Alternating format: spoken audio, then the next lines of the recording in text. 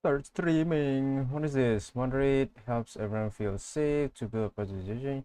Choose who can participate. Set a delay between messages. Hide or put up participation at moderate channel. Okay, close. I think I know that stuff. I think I know how to I think I know how to moderate my chat. Anyways, wait. I haven't put up the chat yet, so that way people know when their chat actually shows up. All right, okay. There might be a delay in the chat. That's why I'm saying there might be a delay on the chat. Every time when I say this, I need to like know where to put. I don't want to put. I think I can put it somewhere on stream, like maybe on camera here, maybe in this frame. Just like chat may be delayed or something, you know? It's just like you can chat with me, but it might be delayed. Okay, I know how it works. Okay, I know it tiny bits and pieces about it, like how to like moderate my chat and stuff. But it takes some time for me to get used to because as much as I want to do this as like a hobby or something, as a side hustle, I only know and feel safe with what I can actually like use for now. Like if I'm just using straight up from what YouTube has provided for me, I'll just use that first. And then if I actually want to venture out and actually turn this into an actual thing, I would consider, downloading some, streaming software to make my life a bit easier. That's all I'm saying. So again, once again, hello. If you want to chat with me, feel free to do so. But just to let you know that the chat might be delayed. Okay, chat might be delayed, maybe because of my bad internet, even though I have already turned down the latency of the stream to ultra low. I think it's ultra low. Wait, let me check again. I think it's on ultra low. Yes, it's on ultra low. So no 1440p resolution, no closed caption, no all that bullshit. Okay, and not and totally this stream is just going to be me just fuck things up. And yes, we still use curse words like back then. Okay, just to have the original YouTube streamer vibe, like none of this like it's still family friendly. It's still applicable for all ages. I mean, kids nowadays can know how to swear. Like, bro, they even have their own like dictionaries, like lists of words that they would use instead of using the ordinary curse words like fuck, shit, bullshit, bitch, and stuff like that. But no, they have their own kinds of words, and I'm happy for them. And if YouTube doesn't like this, I might have to change my manner of speech. But for now, I'm just going to enjoy Genshin Impact. Impact? Impact. All right. I think we're gonna do. Yeah, we are going to do Escoffier's story quest. What was that? Don't force wish. Is this a new event? Okay.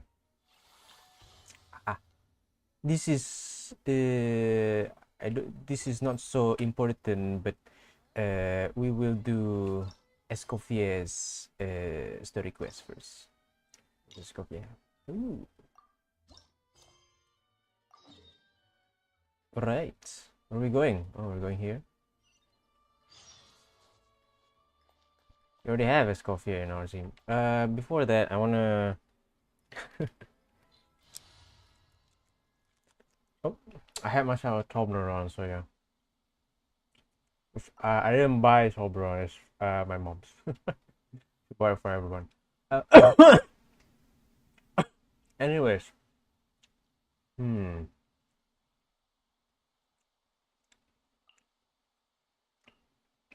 Mm-hmm. Hmm.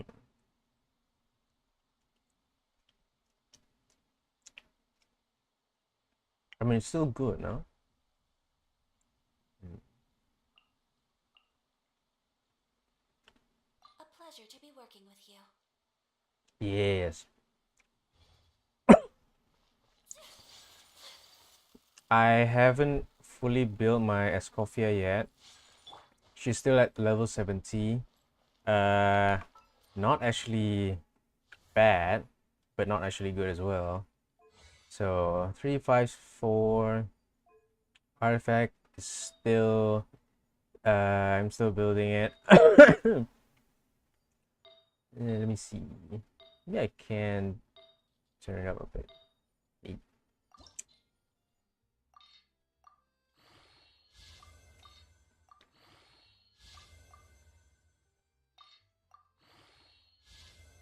Mm. Eh? Is there something new? Mm. Mm. Yeah, I'll use this one for now.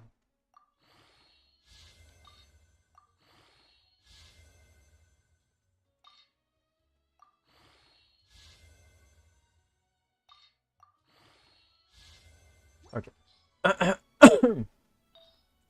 It's not that bad. It's not that terrible. It's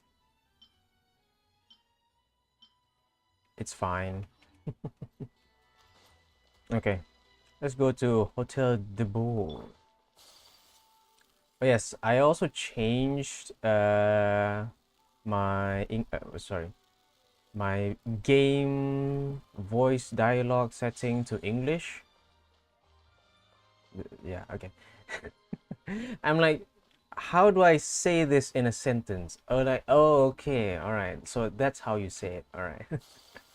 So I changed my settings to my voice settings to English because I read on Reddit that everyone is voiced in this update.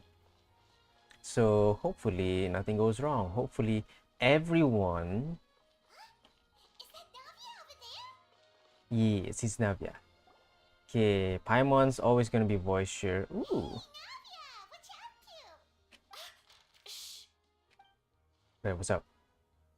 Why? Why? Get lost, Monica!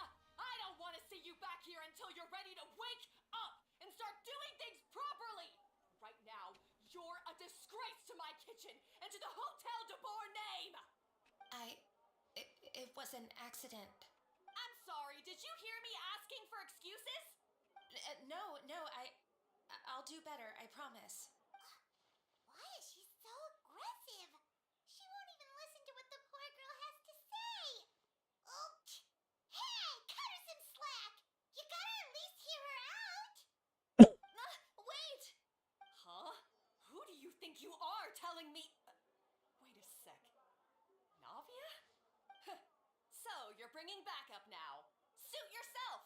You're still wasting your time. Well, what's going on? Savannah, is this how you always treat your staff? My staff is right. I'm the one in charge here now. And last time I checked, the Hotel de Bourg doesn't take orders from the Spina di Rosula. Of course. How you run your kitchen is none of our business. But when a member of your staff is so overworked he becomes gravely ill, that most definitely is our business. We're going to stand up for him, whether you like it or not. Overworked? I've said it before and I'll say it again. If Fermont can't handle the job, then tough luck. There are plenty of other capable people I can hire instead. But Fermont can do the job, he just... Monica, back inside, now! So what? Are you gonna fire her or not? Huh? But you said I shouldn't come back until... Just do as you're told, and not another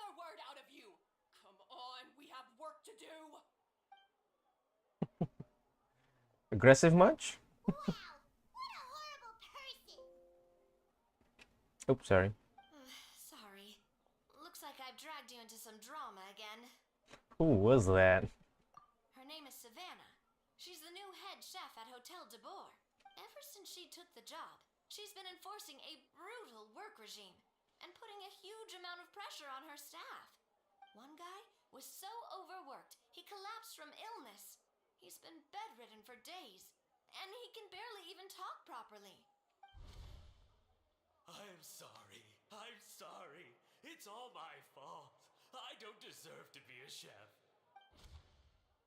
At his family's request, the Spina di Rosula is trying to mediate on his behalf.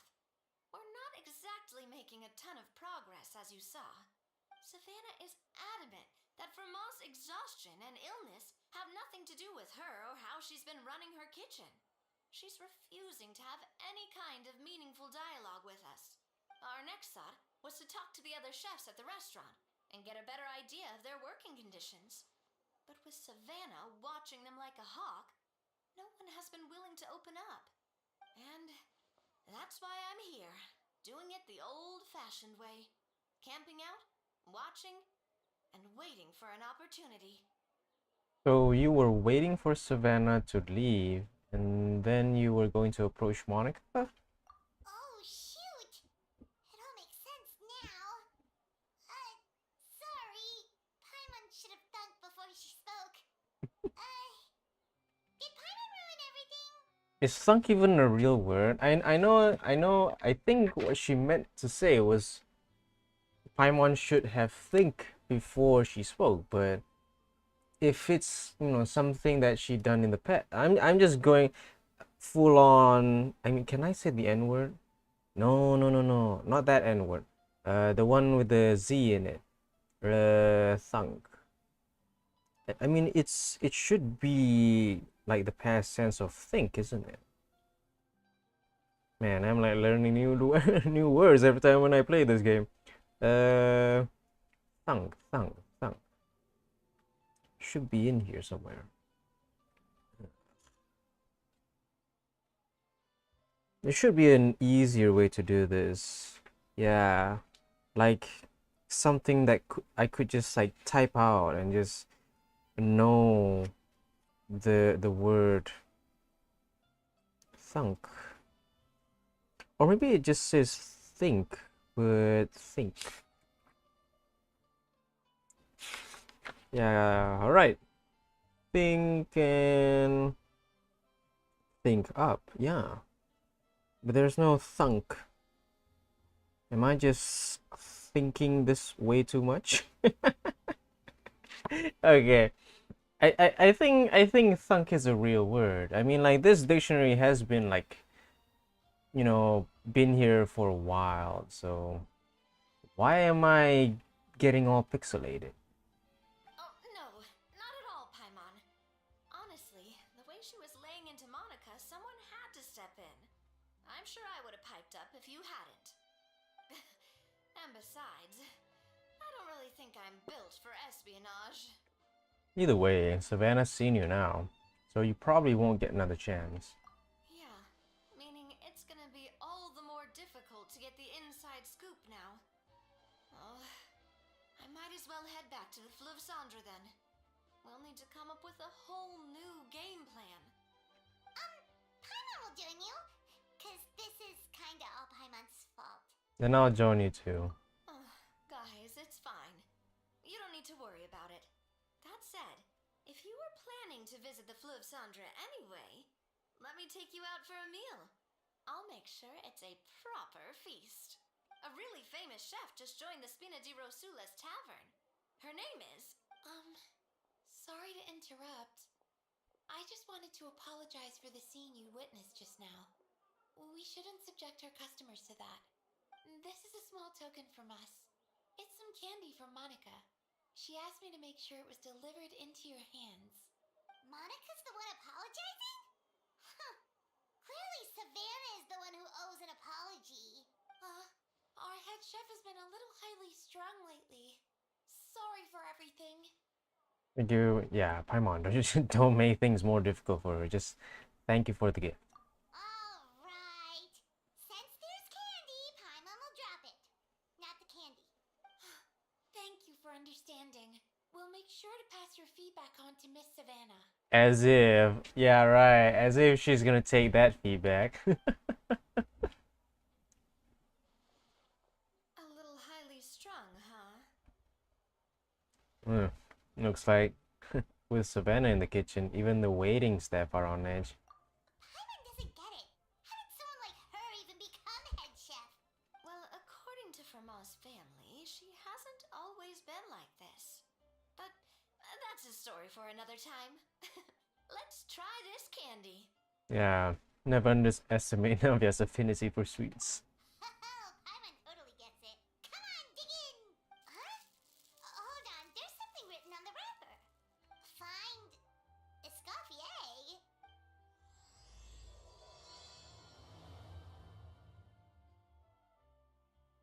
Escoffier? Could this mean... Huh? You know that name, Navia? Yeah. Let's stick to the plan and go back to the Flip Sandra for now. That's where we'll find Escoffier anyway.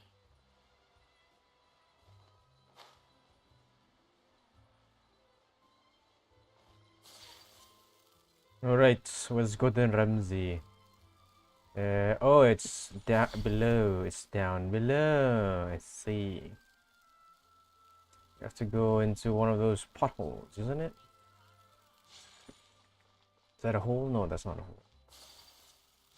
Where's the big hole thing that you go down into?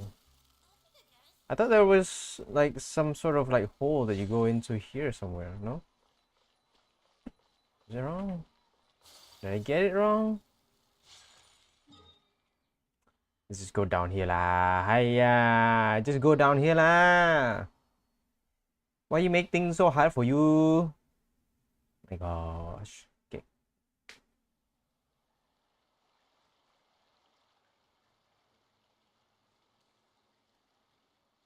So, who is this Escoffier anyway? She... Well, for starters, she used to be the head chef at the Hotel de Boer, before Savannah. She recreated the legendary Gâteau de Boer and restored the restaurant back to its former glory. Safe to say, she's the most renowned head chef in the Hotel de Boer's history. After the culinary genius Modeste himself. Gâteau de Boer.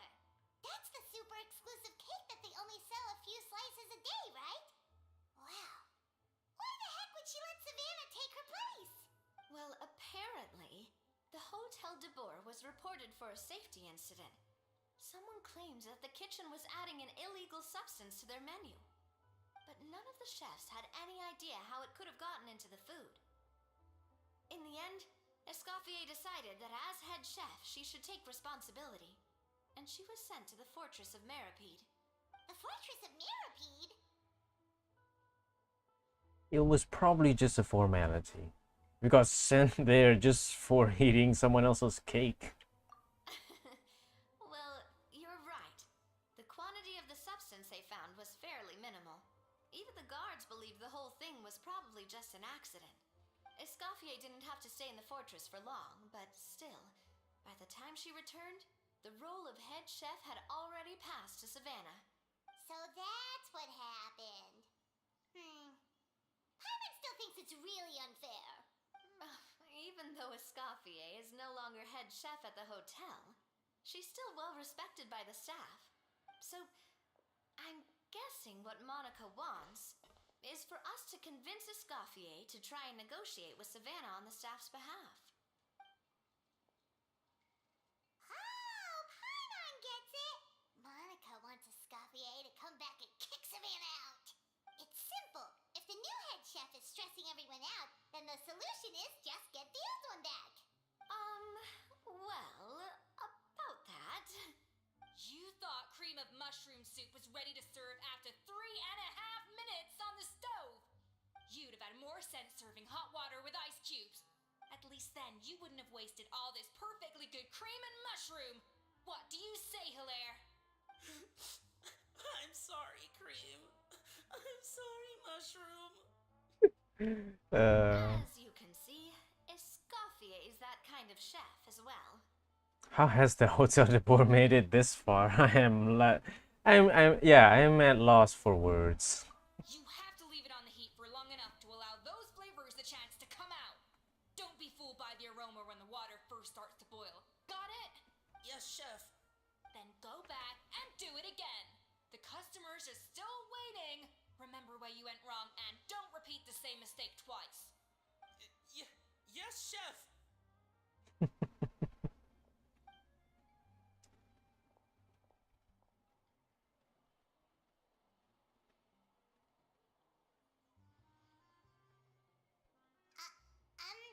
Excuse us, we're... Waiting to be served? Sorry, we're pretty busy. I'm afraid you have to join the line. Oh, no, we're not here to eat. So you're not paying customers? Then I'm afraid the wait will be even longer. It's hard to talk to Escoffier when she's in the zone. Let's take a seat. We can catch up while we wait.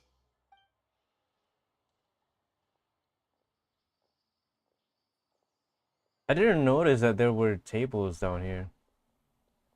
Looks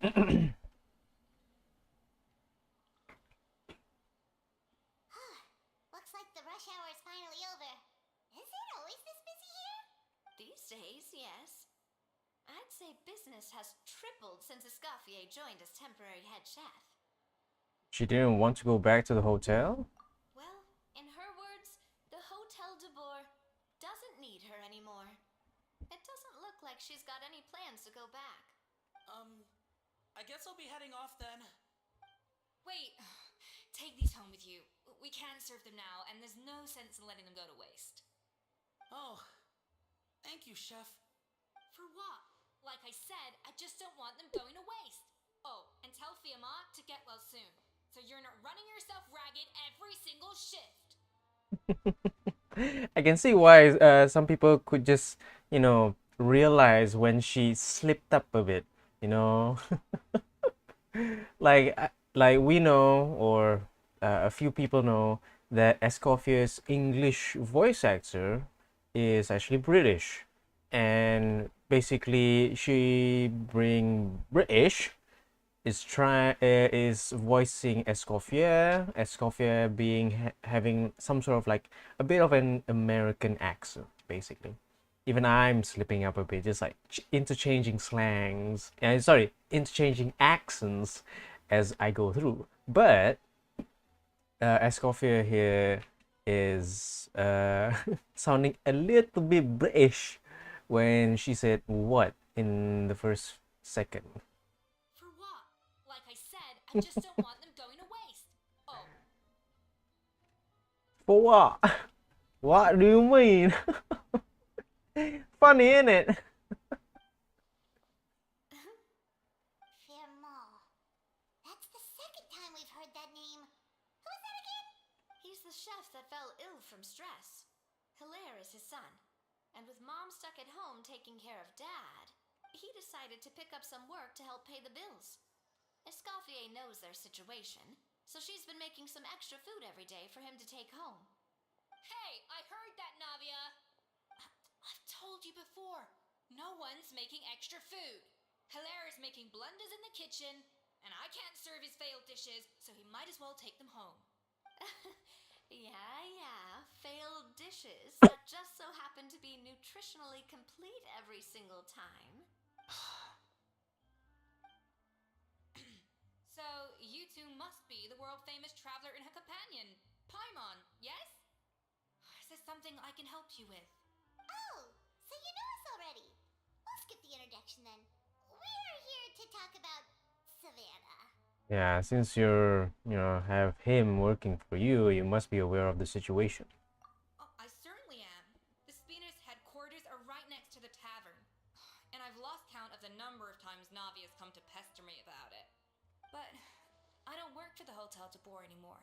And being ex-head chef doesn't give me the right to interfere with that business. Besides, I'm the one who persuaded Savannah to take the job in the first place. What? Well, she was a much gentler person back then. A little timid, even. She wasn't at all confident that she was the right fit for the role. That's hard to believe. Are we definitely talking about the same Savannah here? Honestly, I do wonder if she's just emulating me. I mean, I'm not the most pleasant head chef to be around either. She's self-aware. Yeah, at least she's self-aware. You know, some people they just don't. They're not aware. I have been aware a couple of months already. I think more than like a year that I have a certain way when I speak with people, cause I have like this. It's not sassy. It's like it's negative, but not, you know, in a meaningful way. Sarcastic, yes. I sound sarcastic a lot of times. Like the way I speak can sound sarcastic. Even the words that I choose sound sarcastic in certain times. I don't know if you're aware of it. I don't know if you kind of picked it up if you're watching my streams. But the way I speak sometimes can be a little bit sarcastic. This is very noticeable when I'm at work. So every time when there's like a small slip up or something, something came up last minute, or I have to like stay on the job for a couple of hours, I would leave out some sort of, sarcastic, remark, and just keep on just like even the way that I laugh, like, okay, let's say for example, there's like this customer, they wanted to change, certain items because they got their order wrong, and then I'm just sitting there like what went wrong? Like even the way that I laugh would mean that like I am just leaving out something that would be like, oh, you said a funny joke. Yes, the funny joke is that you fucked up. So yeah, it's not sarcastic, but is it sarcastic? Yeah, it could be, but it's what's the word I'm looking for? I don't know, but it's like weird and psychologically, scarring for some people. Just like, why is this guy laughing? It's not even funny. It's like, are you being? This is a serious moment. Like, it's the best moment whenever it's like some sort of like, old lady. Just like, why is he laughing? This is serious. Like it's either I did something wrong or she did something wrong or something just went wrong, and then just like, why is he laughing? There's something, this could, be bad for, them or for me. It's just like, this is a serious deal we're having here, and it just makes me laugh because, bruh, this is the human kind of like thing where like everyone slips up, but everyone just misses it every time. Like, you made a small mistake and you're treating it as a big deal, and that's why I'm laughing. Okay, continue. Anyway, suffice to say that given the history between us, it'll be tricky for me to tell her she's doing her job wrong without coming across like a huge hypocrite. Fiamar and the others probably think that Savannah gets it all from me. I wouldn't be so sure about that, Escoffier. Look at this note we got from Monica. She mentioned me. Whatever shortcomings you feel you have, it looks like Monica still trusts you. As for the others, well, how can you know what they think unless you ask them? Monica. Plus, it's not like we're asking you to storm in there and raise hell. We're only in the initial phase of our investigation. All we're trying to do is get the other chefs to open up to us. Oh, Monica. Oh, Monica. Escoffier? I can't believe her. Powdered sugar is supposed to be applied sparingly. Look at all that on the wrapper. It's thicker than the sole of my shoe. Unbelievable. I won't stand for this. She has to learn. Come on, we're going. How did you always like just storming in like Wait,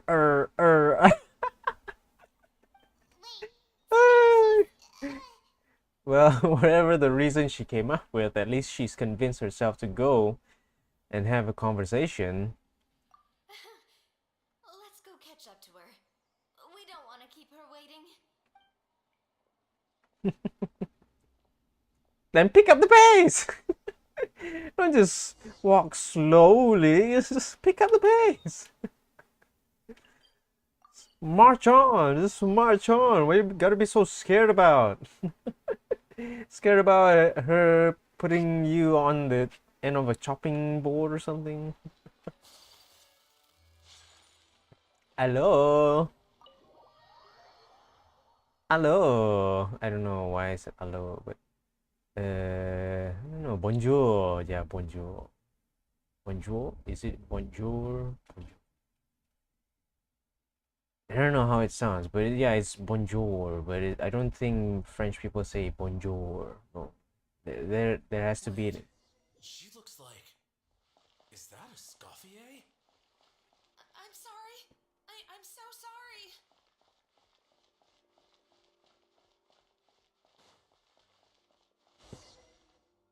Okay, girls, get him. Sorry, I'm so sorry. I messed up your order. Oh, I wouldn't go Oh. that far. Maybe the taste is a little off, but if you hadn't brought it up, I don't think I would have noticed. But please, you have to forgive me or Chef is gonna... Okay, I know. I'll kneel before you. What the Okay. heck? Yeah, this is a bit too much. Get up, Monica. Can't you see that you're just making your customer feel more awkward? Escoffier? If you want forgiveness, then do what any self-respecting chef would do. Make the dish again. And this time, get it right. You cannot go begging your customers to feel sorry for you. Savannah said that I'm not allowed back in the kitchen until I've corrected my mistake. But if I can't go back into the kitchen, I can't do the dish over. Damn. Tip top. I'm expecting more. that's some backwards logic. How can you fix your mistake without being allowed to cook? If this is what Fermat had to put up with, then no wonder he had a breakdown. We apologize for interrupting your meal, sir. It's fine. With my layman's palate, it's not like I can tell the difference anyway. I was actually quite enjoying my meal until she appeared out of nowhere and started apologizing. Gave me a bit of a fright, to be honest. Oh, well, it's because Chef Savannah tasted a bit of the leftover soup from my pot and then threw me out of the kitchen. Gosh, that's pretty strict. Has she always been that way? I don't recall things being like this when Escoffier was head chef here. I gotta say, you're all looking a little worse for wear these days. I mean, Escoffier was strict too, but I think the difference is that her criticism was more constructive, so you knew what you did wrong and how to improve, and we all knew that it came from a good place. Chef Escoffier was hard on us because she truly wanted us to reach her level. But these days, whenever we make a mistake, we just get told to wake up, get your head in the game, or just do it again. Baseless. And it's only gotten worse since word got out that Chef Escoffier had started working again in the Fleuve Cendre. Monica, you don't need to call me chef. I'm not the boss here anymore. Yeah, but through no fault of your own. What happened back then? That wasn't on you, and all of us know that. That banquet was a huge event, and so many staff were involved every step of the way. With so many moving parts, there's no way of knowing how that Lumiline ended up in the food we served. Lumiline? What's that? A new drug from the Fontaine Research Institute, produced from an extract of the Lumitoile. Apparently it sharpens the senses, so they used it to treat people with impaired responses to stimuli. Oh, yeah, I've heard about that. They found out you can use it as a flavor enhancer since it stimulates the taste buds. Makes things pretty addictive. Is it like that one guy who uses poppy seeds in his noodles, and then everyone's just like, "My God, this tastes so good," or is it just like MSG? That's what I want to know. So I'm guessing this isn't an actual drug. I'm just guessing it's just a very kind of like Tevet's very own MSG. They also found that overuse can have mood-altering effects and even lead to nerve damage. So it quickly ended up on the guard's list of controlled substances. I take back my previous statement. I don't think it's MSG. Unfortunately, however, some food products containing the additive had already made it to the market by the time the guards banned it from the restaurant industry. Everyone knows that in all likelihood, someone probably just purchased a batch of contaminated ingredients by mistake. But you took all the blame. We all know why. You just didn't want to see this turn into a place where tensions are constantly running high. Because everyone's suspicious of each other all the time. And now look at you. A fry chef in the Fleuve Cendre. Is it that bad? I mean, it's not that all bad. It could have gone worse, to be honest. What are you trying to say? Sure, the Spina's Tavern is no Hotel de Boer, but come on. It's not that bad, is it? Oh, the Fleuve Cendre, you say? Great. That's where I'm downing from now on. Monica, I'm very happy with my current job. And there's no changing the past. We just have to let bygones be bygones. Besides, at the end of the day, I was the head chef, regardless of whose mistake it was. Ultimately, the responsibility lay with me. If only Savannah was half the boss you were. I'm sorry? Do you have a problem with my conduct as head chef? No, chef. So, you do remember who's boss? Escoffier? I thought you'd left this place for good. What are you doing back here? What happened to you, Savannah? Why are you acting like this? When I turned this place over to you, You made me the head chef and gave up your right to tell me how to do my job. You're not the boss here anymore. So stop acting like you own the place. Whoa. Sounds like someone has a chip on her shoulder. Maybe we should give them some space, yeah. Oh, Savannah! My God, have you grown a temper since I last saw you? Have you put even half the amount of energy into improving your cooking skills, or are you still using the Pluie Lotus as an off-brand marcotte, thinking no one can tell the difference? What happened to not storming in and raising hell? Ho ho! I was not expecting to see something this spicy as soon as Escoffier returned. Huh? Fan Asian? Aye, miladies. Might I make a humble suggestion? Given that we have ourselves a tete-a-tete between chefs at the Hotel de Boer, I dare say it would be de rigueur to settle this the traditional way. The traditional way?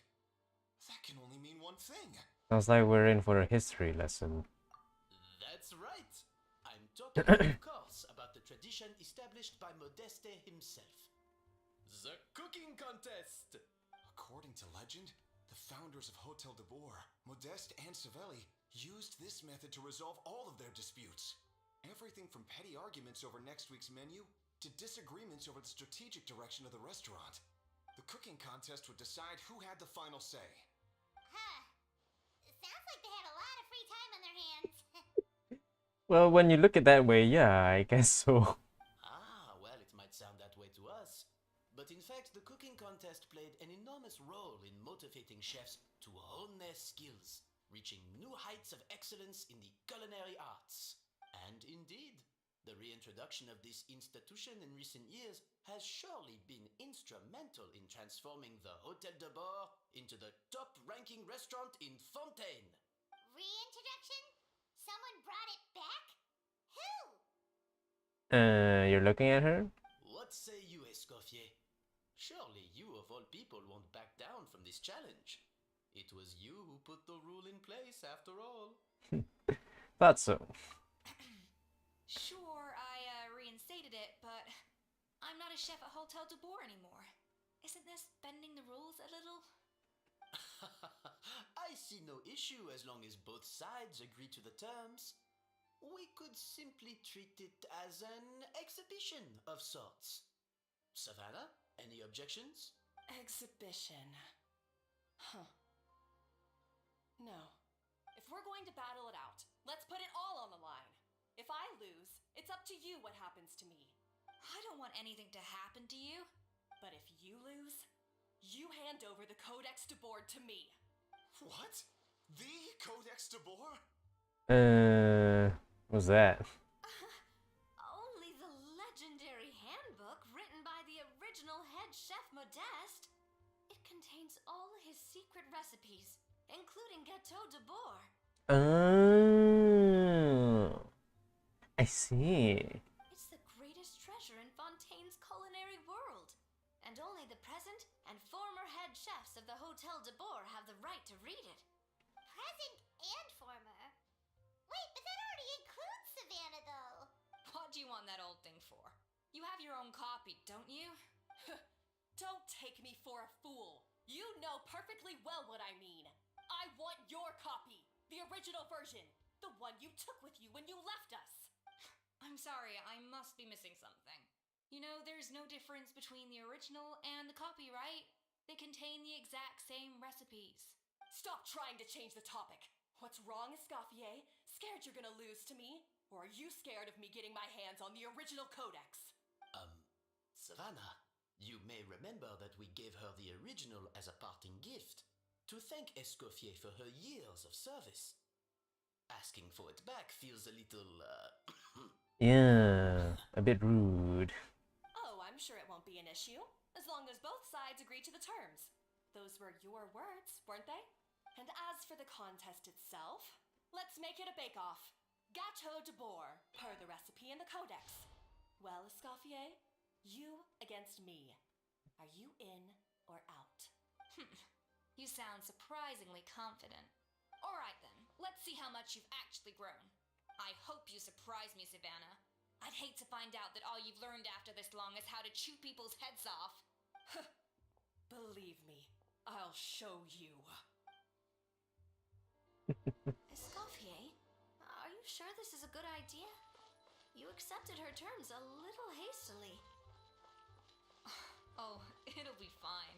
Let's head back to the Fleuve Cendres so I can get prepping. Right. We're going back. I mean, like, if it really is, like, you know, an original copy, I mean, why would you want to have the original copy? Unless if it's, like, you know, being tampered by the person who originally had it before or something. It's kind of weird, but at the same time, kind of not. If you put yourself in someone's shoes, like Savannah herself, and having like a massive ego. I mean, I like a place like this. It's very nice, looks run down, but it feels like, you know, one of those places where the place is bad, but the food's good for sure. This whole bake-off thing kind of came out of nowhere. Was it really sensible to just go along with it? Well, I got a sense that she's holding something back. But we chefs always express ourselves in our cooking. So if she won't talk, this might be the best way to find out what's really going on with her. Huh? Holding back? Sure didn't sound that way to Paimon. Escoffier only picked up on it because she's the same way. Always closed off, never letting you know what she really thinks. That's patently false, at least where your macarons are concerned. I've been nothing but truthful with you about the disgraceful amount of sugar you use. Okay, that's one case where you can keep your thoughts to yourself. So, what's with this Codex de Boer she's so obsessed with? Oh, that? Well, it's not so much a recipe book as a diary of Modeste's adventures. Back in the day, he and his good friend Savelli explored far and wide, partly adventuring, partly looking for new ingredients and developing new recipes. Their creations had an enormous impact Hello, on Sujoy. turning it into a much more vibrant and diverse I've read your comment.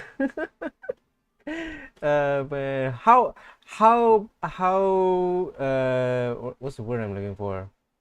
How delayed was the comment? Like, you tell me how delayed how that comment was. You saying hi to me and then just like me just saying hi back. Is it instant? Is it very delayed, like very long delay? Anyways, hey Sujoy, thanks for tuning in. For instance, legend has it that the original Gâteau de Bourg was made using a special secret ingredient that Modeste discovered on one of his adventures. Nice, 3 seconds. So rare was the ingredient that they could never make more than 16 slices of the cake per day. But everyone who tried it claimed that it was one of the most blissful and invigorating things they had ever tasted.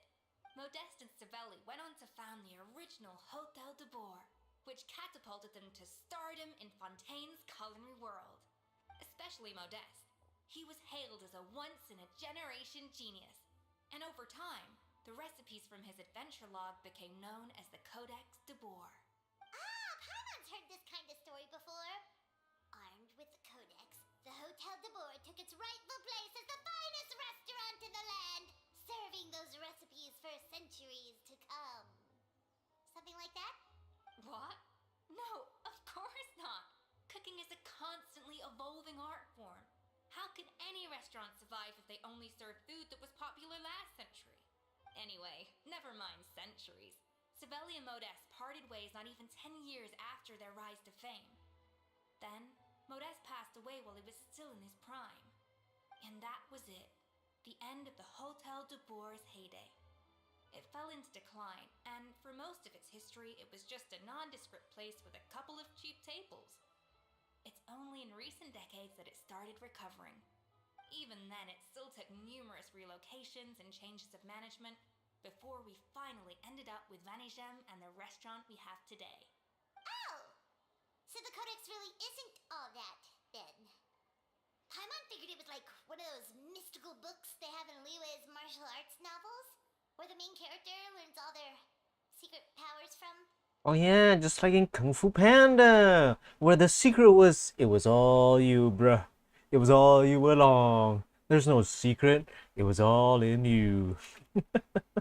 Yes, well, that's fiction, and this is reality. You can't meet the tastes of modern diners by following some ancient recipes from a dusty old book. Case in point. Even the Gâteau de Bourg they sell now is actually Escoffier's reimagination. Wait, really? Why though? Didn't that recipe make it into the Codex? It did, but like I said, it's the dusty old book now, and the records aren't as legible as they once were.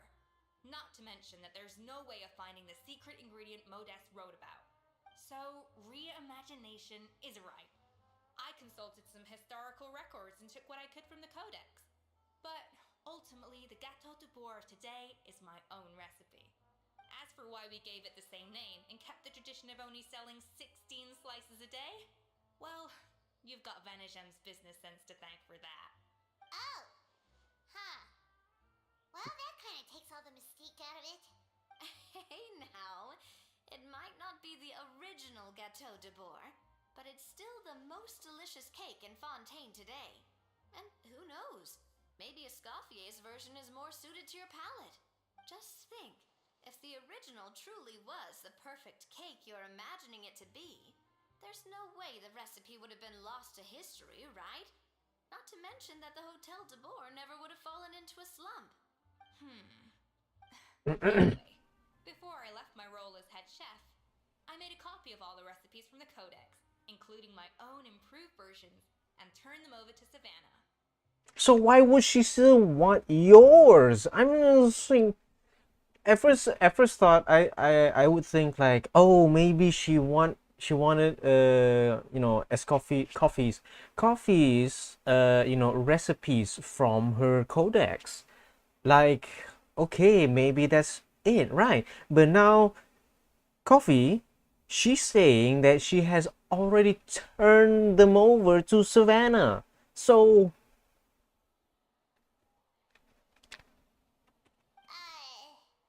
So why is she so interested in the original copy? exactly. Could it be a symbolic thing? Like, whoever holds the original Codex de Boer is the true head chef? Well, it was clearly precious enough to give to Escoffier as a parting gift. Meanwhile, Savannah only got a copy. Maybe from her point of view, it's like management doesn't truly see her as being worthy of the role. You think so? The only thing is, it was her suggestion to give me the original in the first place. Well, a joint decision by her and Venisham. But still. What? Huh. Guess she's had a major change of heart since she became head chef. Yeesh. Like a total 180, bro. Maybe it has to do with that recipe, the lumiline or whatever it is. Who knows? We could speculate forever. Better to just let our Gato do the talking. What does that mean, actually? It means vesting her in this bake-off, and then getting her to explain herself, even if I have to beat it out of her with a spatula. Yeah, you don't mince words at all. However much she's changed since we worked together, I believe that she still has her chef's pride. And if she respects the art, she'll respect the outcome of our contest. Well, I'm confident that you and your spatula can get justice for Froment. All you need to do now is win the contest. But that should be a breeze for you. Let's not get too ahead of ourselves. Gâteau de Bourg is very complicated to make. Usually, it takes 3 chefs working in tandem to cover everything.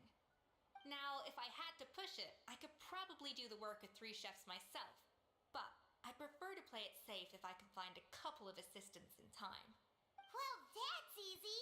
The 3 of us are veterans in the kitchen. You just need to pick 2 of us. Well, I have heard the Traveler is an accomplished cook, as well as a warrior. But be warned, I will hold you to exceptionally high standards. Think you're up to the task? Bring it on. Oh, count me in too. I've spent weeks perfecting my macarons after your scathing review. Even if it means competing against the Traveler, so be it. I'll show you what I'm made of. Confident. I like it. Alright, let's start with some elementary mise en place. Show me your knife skills. It's like freaking one of those like Japanese chef. Yeah, it really is. I've always called it chopping stuff up, not mise en place. But it's basically the same thing, right? Oh, Navia. The difference. Looks like you found that easier than I expected. Yeah, thankfully it was pretty straightforward in the end. You made it sound like we'd be carving statues out of fruits or something. Paimon with an ice knife can be intimidating at first. But once you see her holding that, you wonder to yourself, why? Well, brace yourself, because the next step is anything but straightforward. I'll be using this cold press to extract flavor compounds from the ingredients.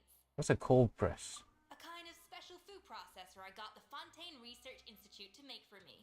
It uses cold temperature extraction to isolate the essence of cooking ingredients, which can then be used to flavor dishes more precisely. But this isn't exactly standard kitchen equipment, so that probably didn't make a whole lot of sense. Let me give you a demonstration instead. Display your mastery with the cold press. Tap your elemental skill to accelerate the and then use your own to. I see. Custom-made equipment from the Fontaine Research Institute, huh? That's some pretty high-tech food prep. Someone's never used anything this weird before. Cool. And done. These are the flavor compounds extracted from our ingredients. I've processed all the fruit you chopped up earlier. Wow! Even the smell is so much more concentrated. What next? Do we add all everything in at once will ruin the balance of flavors. We have to go slowly and carefully to calibrate the exact flavor we want. I'll demonstrate again. Now, watch closely.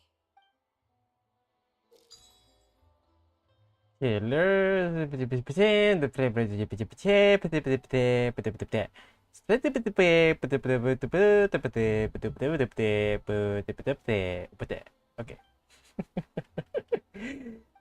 Slowly and carefully. Right. Tap on the flame. Oh. Ooh. Ah, okay. Okay.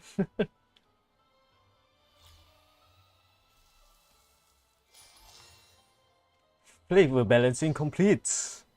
And voila!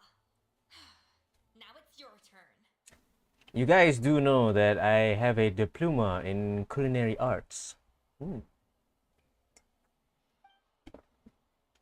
Although I don't think a lot of people would be that Not amazed by it. Considering this was everyone's first time blending flavor extracts, it could have been worse. But the traveler's work was surprisingly good. Are you sure you've never done this before? You got almost perfect results on your first try. It's all thanks to my excellent teacher. Guess I just treated it like an adventurous puzzle. That goes without saying. Still, credit where credit's due. You did well. Alright, now for the part I've been looking forward to. I want each of you to cook something from the Hotel du Bois' current menu. I'll judge your submissions. And the final score. That's right. The true test of your cooking skills is the finished product. It'll be good practice for the contest itself. Now get to it.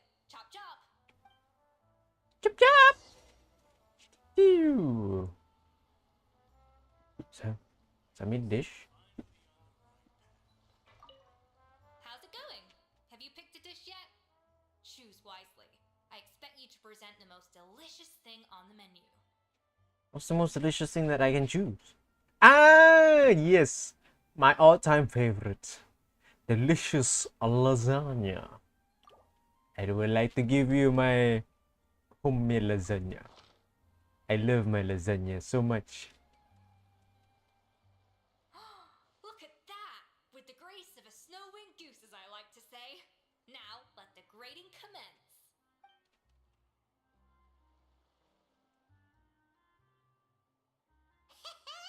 Pretty good, right? Not to brag or anything, but Paimon's a bit of a connoisseur when it comes to la food. Leopard? That's funny. 6 points. What? Oh, well, fair enough. Paimon doesn't cook all that often, so as long as it's a pass. That's 6 out of 100. She. Say you're a connoisseur, but it's quite clear from this dish that you have far more experience consuming food than creating it. It kind of reminds me of that one scene from what is it? I can't remember the one with Voldemort's actor in it. I forgot.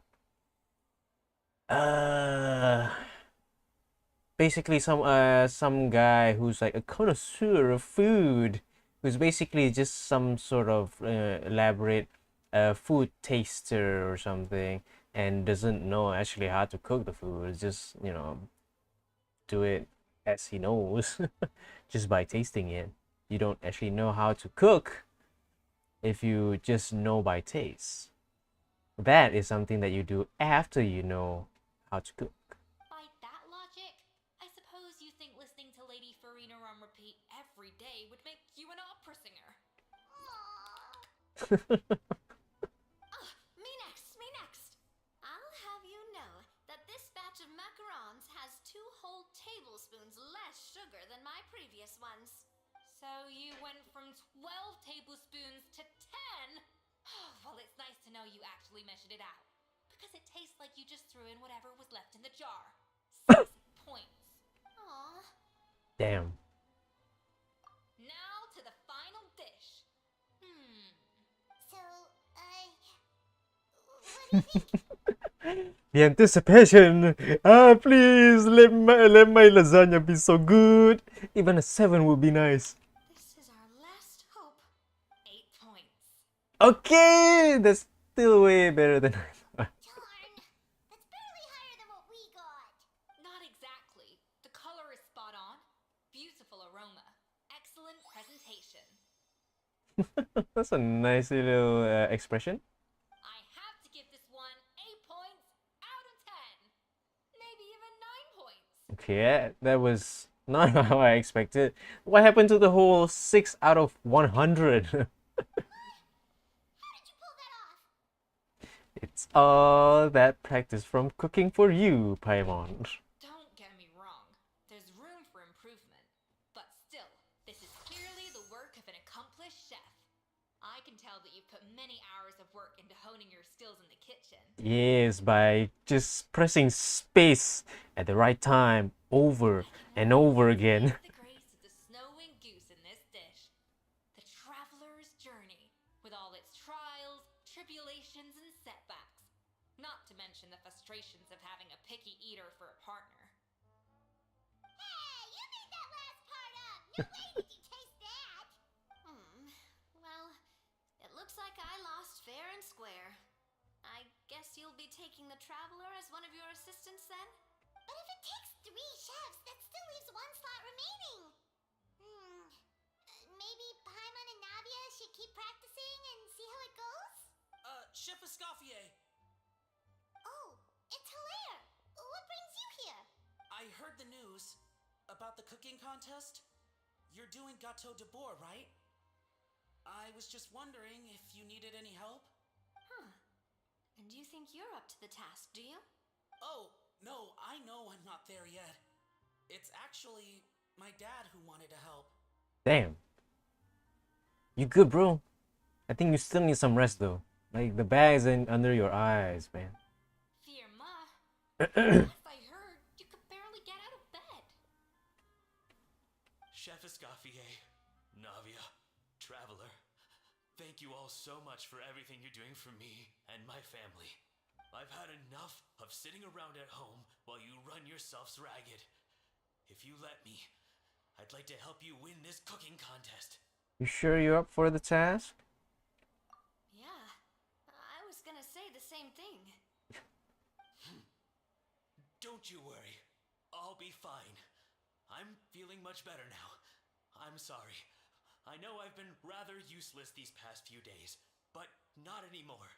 The fact is, I'm a fine chef, despite recent events. I've proven myself in the Hotel de Bourg kitchen, so if anyone's qualified to work under Chef Escoffier, it's me. I think. I mean, I hope so. Firma, have you even set foot in a kitchen since leaving Hotel de Bourg? I have not, but I'm fully rested now. I know I can handle it. I'll prove it. Let me whip something up for you right now.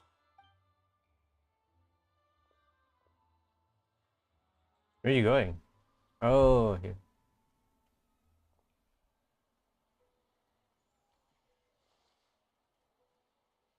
Huh?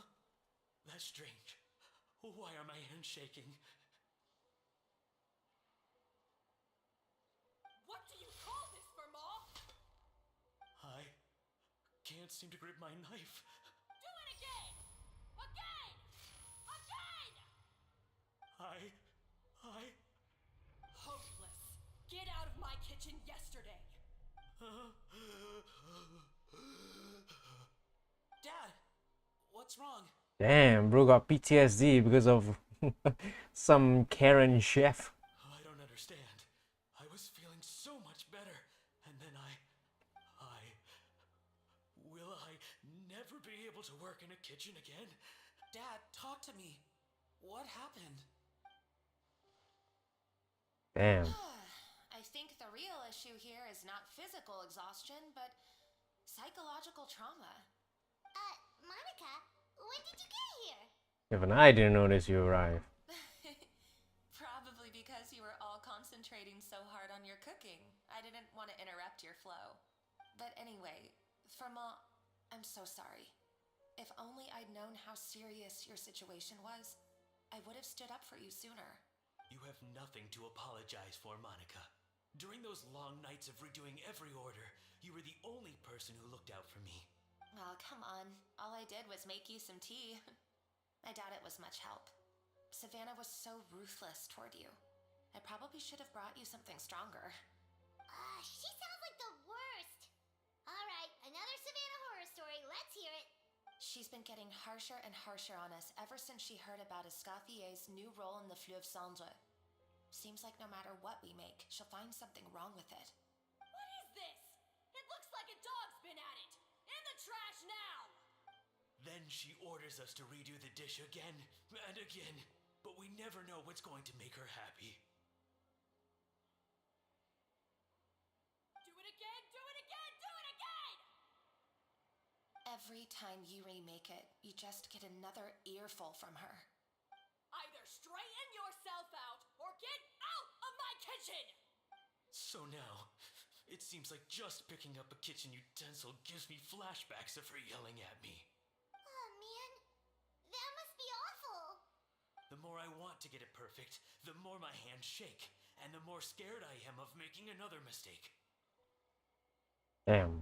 How can you give up so easily, Fiamma? You weren't a quitter when you were working for me. And even under Savannah, you talk about working late into the night trying to perfect your dishes. That says to me that you still hadn't lost that determination to prove yourself. What changed?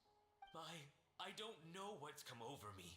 When I think back, I just remember feeling like my heart and my hands were growing heavier and heavier as the shift went on. Each time I had to redo a dish, my heart sank a little further. Maybe Savannah was right. Maybe I am just hopeless at this. Dad. I see. Well, it sounds like there are some deep issues at work here. Ones that won't be resolved by merely seeking compensation. I will win this contest, and after that, I encourage you to approach Savannah and talk this out. But what if you can't find another assistant in time? Clearly, I'm in no state to help out. You think being one person short will ruin my chances? Let's not forget, I taught you and her everything you know.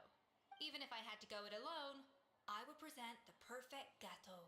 Oh, well, Paimon and Nadia will still keep practicing, just in case. Yeah, just in case. And so will I. Me too! I was like, shit! Are we going to like turn into some Kamen Rider or something? Just say, ah, yes! Or is it Ultraman? I think it's Ultraman. It's either of those two. Ultraman or Kamen Rider or something. Yeah. And if worse comes to worse, we can always get the Spina di Rosula to put out an emergency call for chefs. There's gotta be someone out there, right? Actually, I thought maybe I could help. That's sort of why I'm here. What? Why didn't you say so? I was going to, but then, well, this is the first chance I got. You do this for us? Thank you so much, Monica. Alright, fine by me. But aren't you still working for Savannah? Joining the other side seems like a guaranteed way to put your future employment in jeopardy. I know, but it's alright. I've made up my mind. With the way things are, I can't keep working for Savannah much longer anyway. Unless I want to become the next Firma. I'm done with sucking it up. It's time to try and turn things around. If this cooking contest can get Savannah to see the error of her ways, then I'm sure she'll forgive me for this. Hope you're right. Well, Paimon didn't think we'd be poaching from Savannah's staff to get our third person, but there you go. Anyway, Monica's a professional chef, so nothing could possibly go wrong now. Great! Then it's settled. And to congratulate you all on making the team, I propose a Spina-sponsored meal to celebrate. Spina sponsored? Wait, you mean I'm cooking? Well, I promised the traveler a feast in the Fleuve Cendre. And I know how much you've been looking forward to it. Yeah! Feast, feast, feast! I can, yeah, I can help cook too. It'll be good practice for the contest. Alright, if you insist, then prepare for some of the finest food of your lives. Yeah. Escoffier opted for a huge variety of dishes. Thankfully, both of us are skilled enough that even though it was our first time working together, we had a great rapport. That's not a bad idea, actually. Wait, hold on. You need to finesse that further. She dished out plenty of praise and taught me an awful lot too. Time seemed to fly by. That was a dream come true. Paimon never knew Fontanian cuisine could be this good.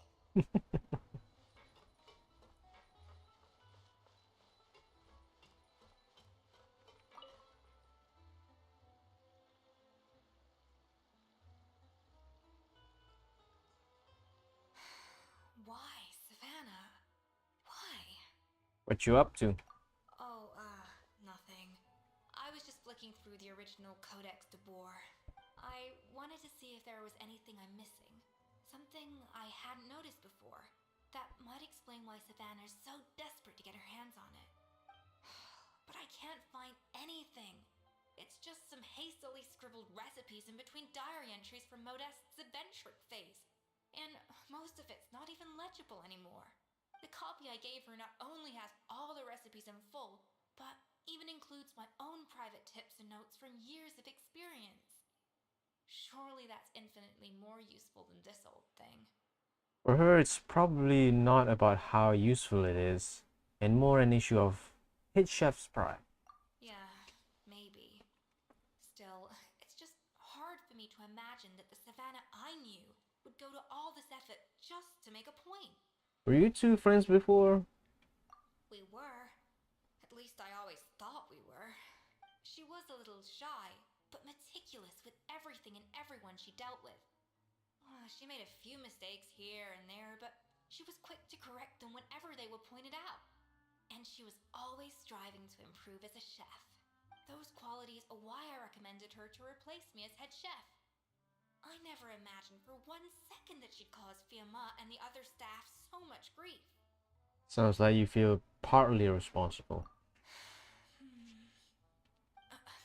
Well, I mean to an extent, of course. I pushed hard for her to get the role. And the idea that she turned out like this because of me is difficult to come to terms with. I wonder if this is how Modeste felt back when he was writing the Codex. Speaking of him, didn't he have a falling out with someone as well? Yes, with his good friend and co-founder of the Hotel de Boer, Savelli. The story goes that after Modeste unveiled his Gâteau de Boer and was hailed as a culinary genius, he was admired and adored by all.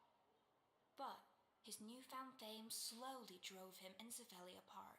Unlike Modeste, whose every new creation was an instant hit, Savelli seemed to face setbacks at every turn. Doors that would swing wide open for Modeste would shut in Savelli's face. And with Modeste being whisked off to all manner of functions by his celebrity friends, he had less and less time to discuss the culinary arts with Savelli. People started gossiping about Savelli, and their relationship between the two gradually soured. So what happened to them ultimately? Everything came to an abrupt end when Modeste, still in the prime of his life and still hailed as a genius, suddenly died from an acute illness. Suddenly, you say? When someone says that someone else suddenly dies from some sort of illness or from some sort of accident, it always implies with something suspicious. And that was it. They neither had a decisive split nor got the chance to properly reconcile. Their story just came to an end. One rumor had it that Savelli actually killed Modeste out of jealousy, even as the latter was hoping to make amends.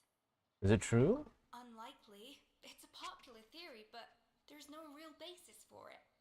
At least there are no records of Savelli ever being convicted of a crime. Still, beyond a point, there's no way of knowing what truly happened in the past. All we can do is try to make sure the present doesn't quite go as badly. And that's why I have to win this contest tomorrow.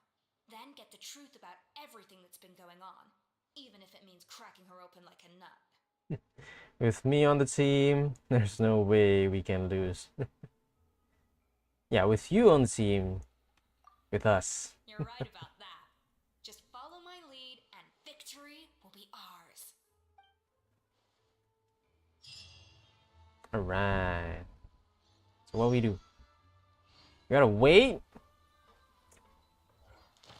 Hey, yeah. We gotta wait until the following day. Let's go and check out this quest thing while we wait, shall we? Let's see. Where is it? Ah, it's here. You know, usually Hoyoverse and their writers always have like, you know, a certain way on how to like, you know, twist the story using the very smallest details in their like scripts or something to turn the story onto itself or something. But you know, seeing that maybe you know there was an act of crime, you know, in that time could be possible. Just saying.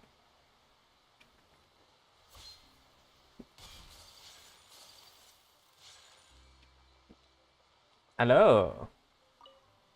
Bonjour.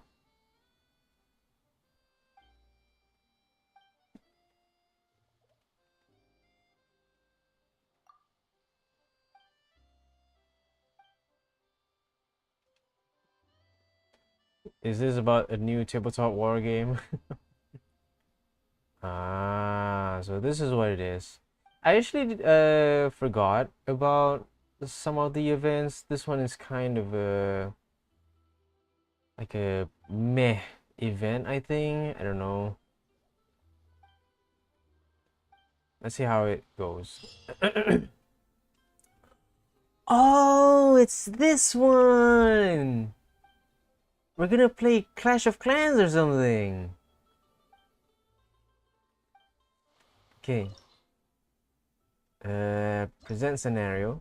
Okay. Frontline formation. Some of these has not been unlocked yet. So basically, we just place our little minions, our little armies, and then they would just attack for us. I hate strategy-based games, but I'll do it for the Primo Gems. Drag the avatars to see a preview of what targets the pieces are using for attack. The game piece on the defense side cannot move. When attacking pieces into their range, they will automatically attack us. Okay, cannot target flying, AoE ranged. So, okay. So if I work my way from here.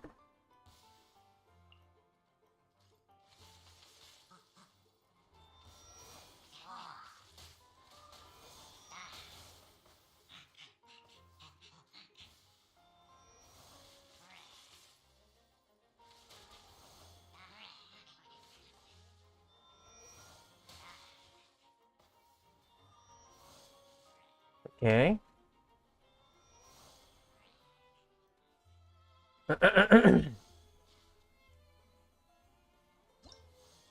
Yeah, it is Clash of Clans. Okay, next. How many stages that we can do? Apparently 4. 3 if you don't count the tutorial. What is this? Is this encouraging me to play Clash of Clans? No, not even the slightest bit. Exceedingly tough, it will prioritize attacking opposing game pieces. It will target unit closest to itself, including wooden pellets. Ah. Okay.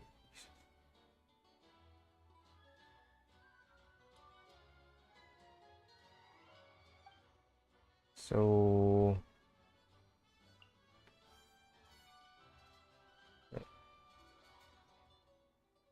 okay, that two has a range as well. That one has a range. I put one here, and one here too.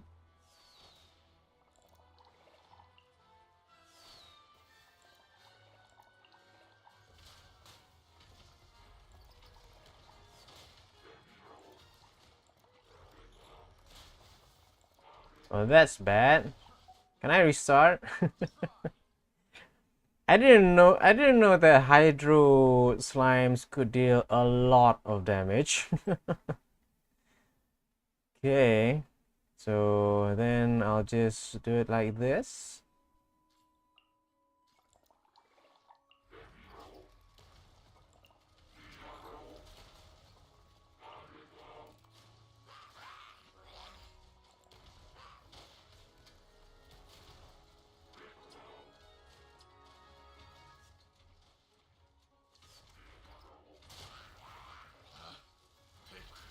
The wrong test subject.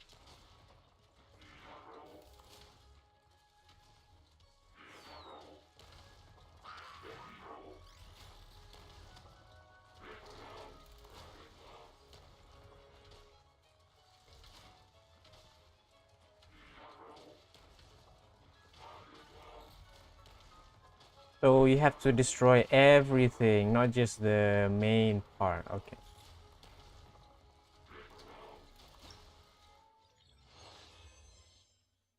Okay.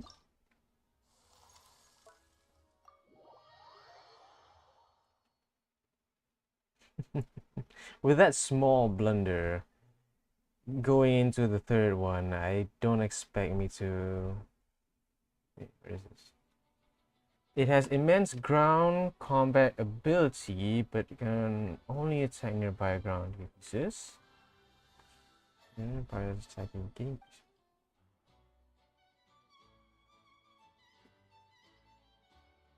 Very small, bit big, ranged. Can I read what was this again? This lineup thing. Single target, ranged.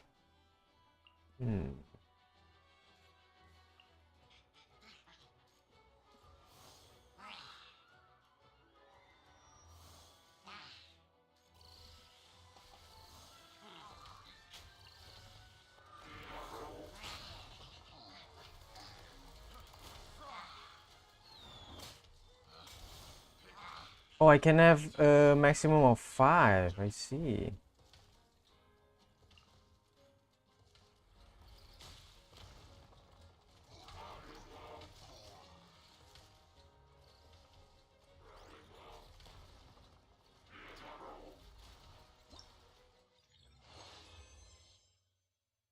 All right. There's a lot. Wow. I mean, this thing was like out like what, today or the day before? Like yesterday, was it? Not sure.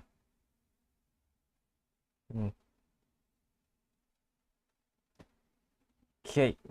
So suppression, this thing can fire many homing rounds at distance.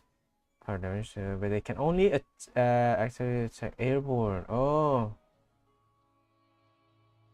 Ah, deals.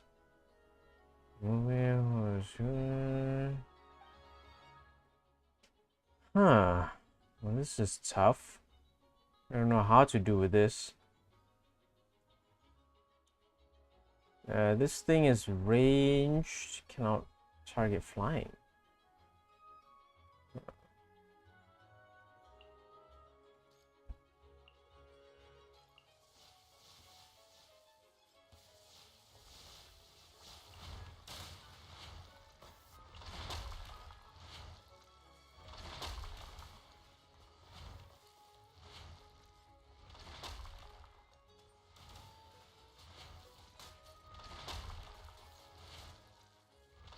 Hey,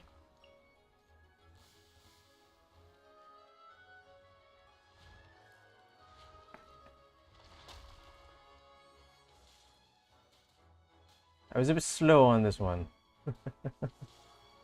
Yes, okay. I was like, why didn't I deploy my hilichurls? It's like, okay.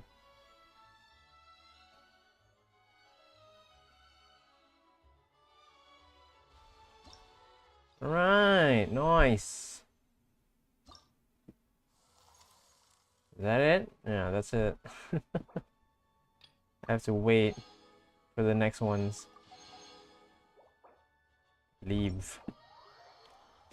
I mean, for sure it's gonna get harder as we all go into it, but we can only have 4 stages at a time. If not, the speedrunners will just speed run through it all and not come in back into the game. Alright. And just claim my rewards since it's still not 12 yesterday. I mean tomorrow. I don't understand this thing.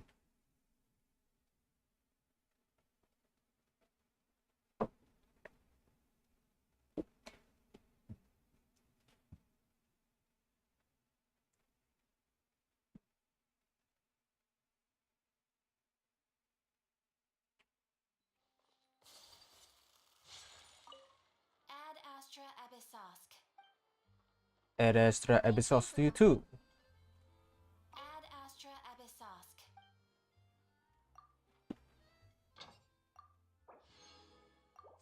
Again.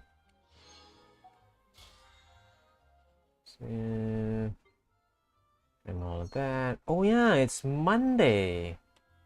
I just realized that it's Monday. Let's go to the Serenity Pod, buy some stuff. Weekly resets. What do they? Ah yes, boss battles. Boss battles. Yeah, boss battles. Doesn't sound right. Every time when I say a certain word, sometimes I'm very self-aware on how I say it. So when I say like just now, boss battles, did I say it correctly or did I say it with an accent? Or sometimes it's very hard to see if it's This realm is truly actually beginning right to or not. thrive.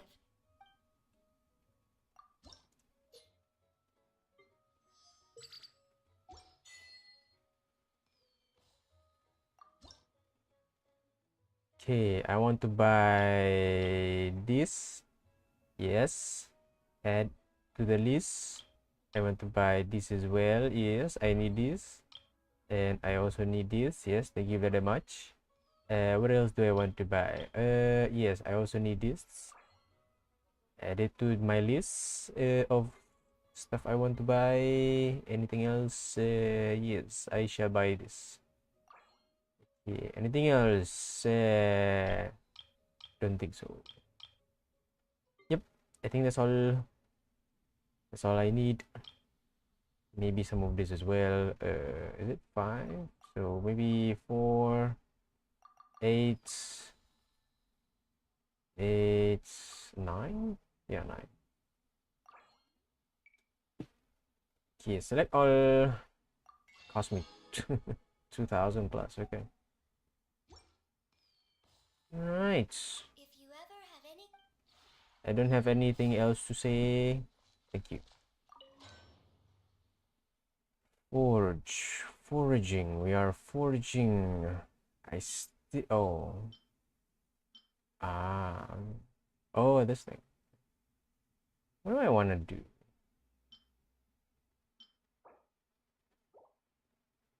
Already? Oh. Oh. Yeah, I could do some of these. Maybe some of these as well. The Iron Sting, what does it do? There's type Rancor. What does it do? Nothing. Anime. Thing.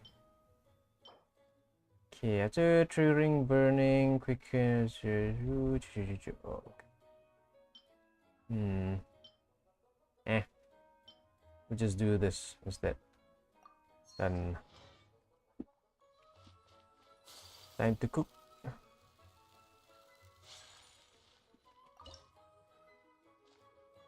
Where is the lasagna? Yes. Man, it's been a while since I had lasagna. Can anyone sponsor me? Just to buy a piece of lasagna. I would love to have that for dinner.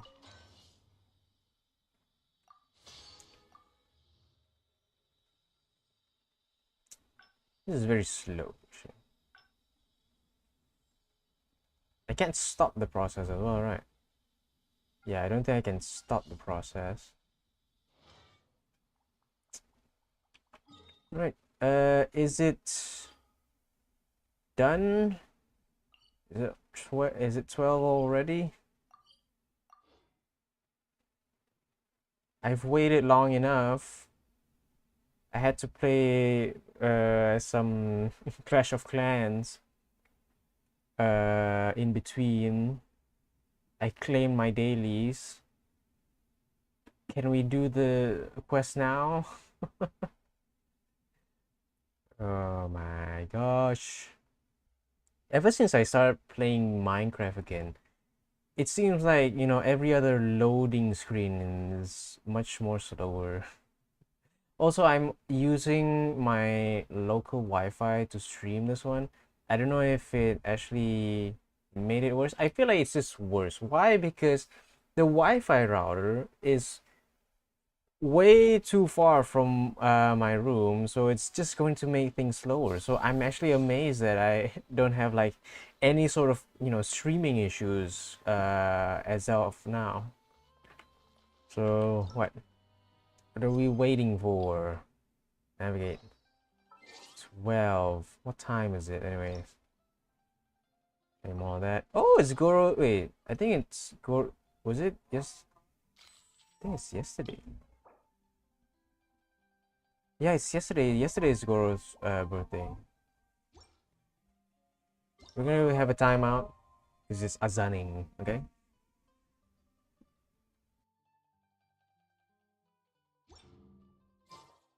A blade embraces its duty. As it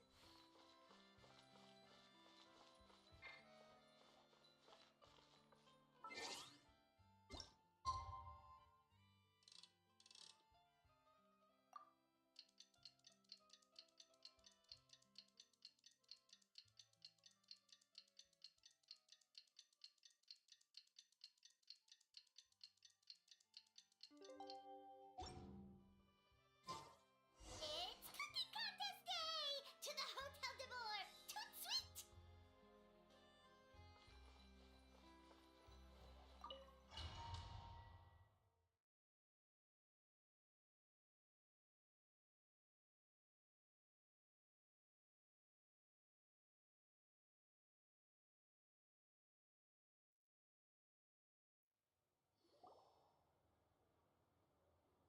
Mesdames et messieurs, welcome one and all to the Hotel de Bord and to this most exciting of cooking contests.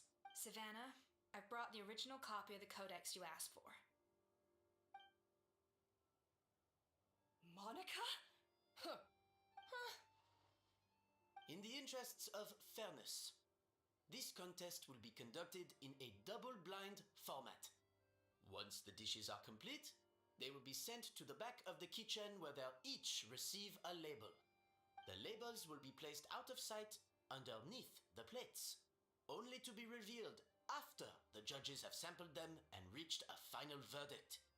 This is to ensure that no one will know which dish is made by which contestant.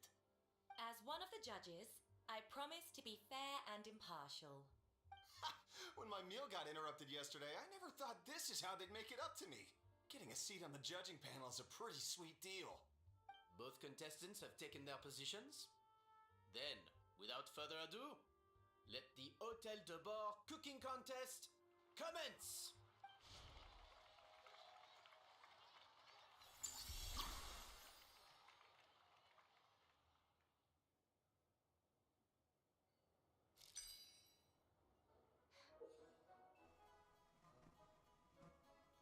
Wait. Okay.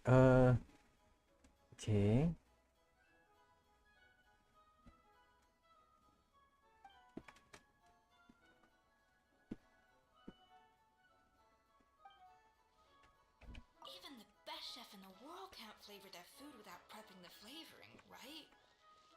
Alphonse, Gaspar, get to work. Do not disappoint me. Looks like our two head chefs are raring to go. Like an oven on full blast, this competition is quickly heating up. That should be enough flavoring. Now hurry up and balance the flavors. Stop shooting.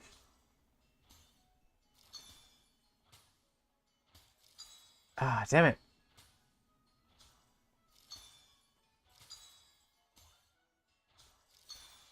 Stay calm, Escoffier. There has to be a way to balance the flavors. Just think. Not enough. Wait, I think that's enough. Yes.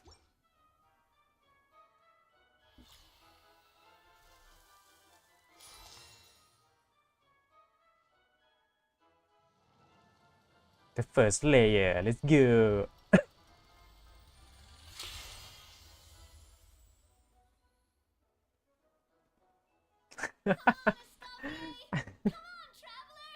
I look sad. Maybe that's just how I look. Like normally, like I look sad. Maybe I do look sad. Maybe it is. You've seen through my stature. You've seen through my mask. All right. Let's see. Come on. I'm just gonna lock in for now. Okay, that's enough for now.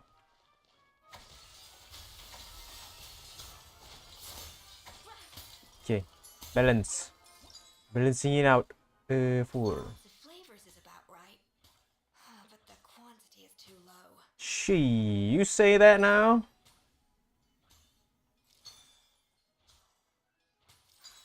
What are you doing, Escoff? There, nice. Okay. You need to be precise. When you're cooking, you have to be very precise. If not, So, yeah. what do you think? It's good. It's good, isn't it? Yes, very good.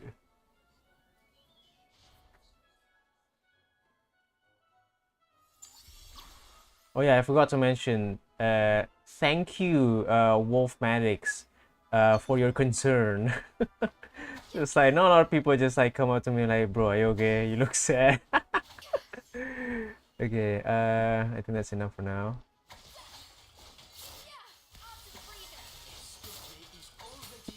Okay. Okay, so we need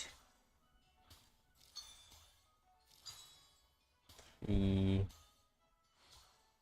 oh. Alright, I need to balance it a little bit more. Just a little bit more. This flavor profile is still a little bit off. Yes, I know. Shut up. Useless. Both of you, make like an egg and feed it. I'll do it myself. Okay, we still need a little bit more. How I do this? 6. And last one. Bro was so concerned about about my mental health. If you're really concerned, you should be, be my consultant or something. No, it's not consultant. Match Escoffier's talent. It's like you should see me when I'm talking to myself 3 a.m. in the morning. You should see that. Then your concerns are valid. Your concerns will be valid. I present to you Gâteau de Bourg. Voila. It is magnificent. Damn. Man. Has someone has ever made something? What's I was just exercising caution. I had to make sure everything was perfect. what's going on? Like, why is everyone like not happy about this? Like, why? I thought it was good.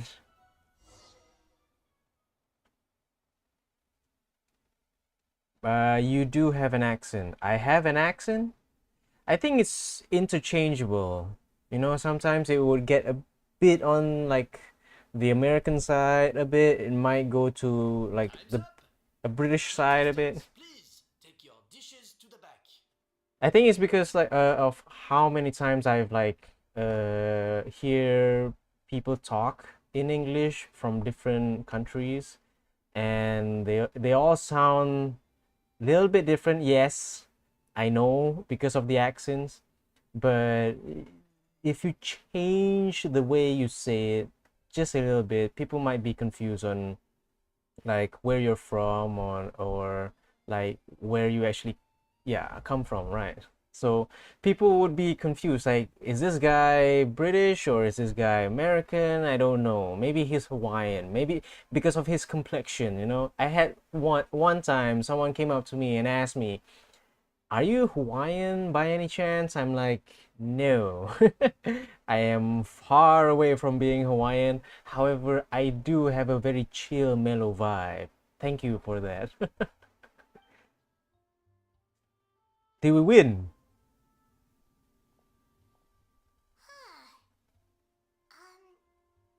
That guy was right. You really can't tell whose is whose just by looking at them. We both made the same dish after all. For all her flaws, Savannah's a talented chef who earned my recommendation for good reason. She wouldn't screw up something as elementary as the cake's appearance. Whoa! This is really rather good. Wonderfully soft and fluffy. Beautifully sweet. This is a masterclass in how to make gâteau de bois. I would give this one at least 9.9 out of 10. Only because there's something about the flavor of the base. It's just a little different from the recipe I'm used to. Huh? Really? I couldn't tell. All right, on to gâteau number 2. I haven't had a single bite and already this aroma is a delight to the senses.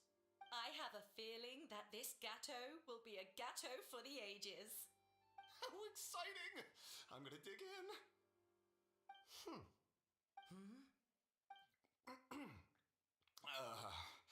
I think maybe someone got a little carried away when they were adding the sugar. Not just the sugar, it's the flavors too. This is all over the place. Who made this? It appears the decision is unanimous. This gâteau is far below the standard we would expect. And Paimon thought this might actually be close. Turns out she can't bake to save her life. Maybe it's because of poor teamwork. She spent half the time just berating her staff. Something's not right here. Savannah may not be perfect, but no way is she this sloppy. I can now declare that the creator of the first gâteau has won this cooking contest. Now, all that remains is to turn the plate over and reveal the chef's name underneath. What? It's Savannah? No, that's impossible. Hey, Savannah! You cheated, didn't you? You cheater! What did you do? Oh, you swapped the plates, didn't you? Well, someone's a sore loser. These cakes went from the oven to the judge's table without me ever laying a finger on them. And everyone here can attest to that. It was Van Gem's staff who labeled them in the kitchen.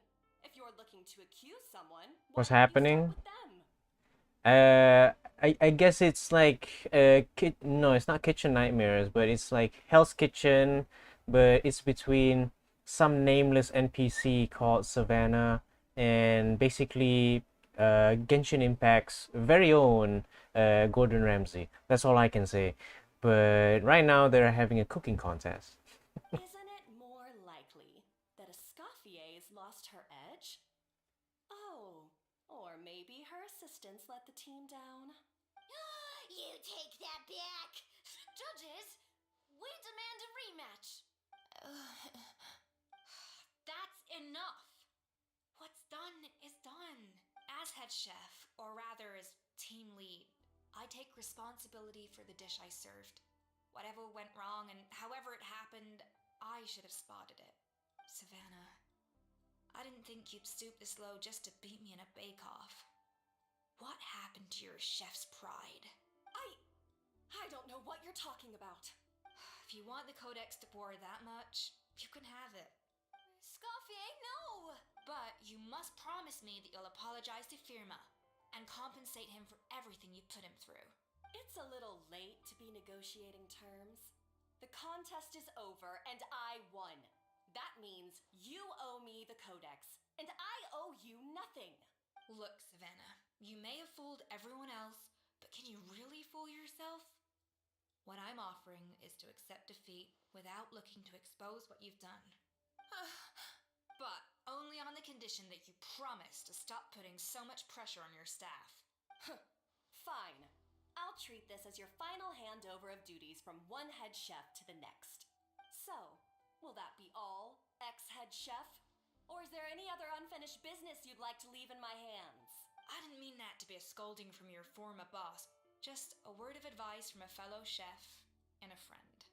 But I don't know if you're even open to input from other people anymore. I know what I'm doing.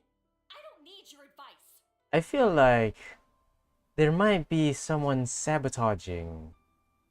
Don't you think? I mean, like, why would you think, what is it? Monica? Yeah, Monica. Not the Monica that I love, but the Monica that is presented. You know, it's kind of weird, like, she just came in, the very last second, like, we're trying to, like, be prepared for this contest and all, and then she came up to us and stuff like that. Alright, fine. I'm glad to hear it.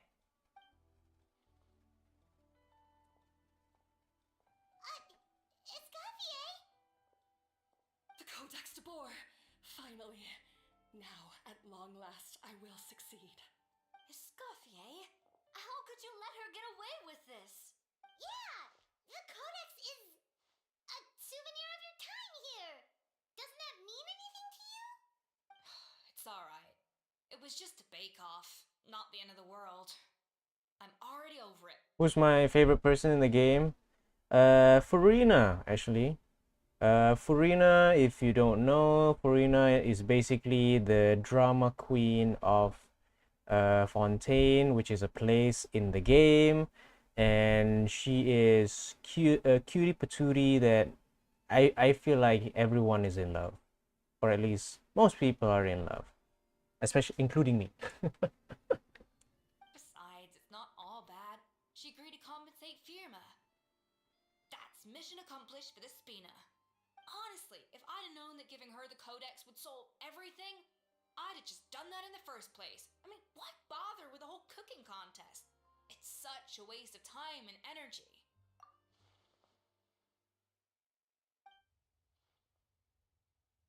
No. No! This doesn't make any sense! Huh? That's it? No secrets. No nothing? I don't believe it. This can't be happening. Chef Sabana! Savannah? There's nothing! There's no secret! Nothing life-threatening. Just a lot of pent-up stress and exhaustion. Yeah. Oh, I knew it. Pent up stress? The truth is, however hard she might be on the rest of us, the person she puts the most pressure on is herself.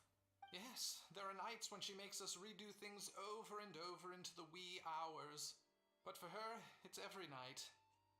Your favorite person is Venti. Ah, okay. So you're an alcoholic? Probably not.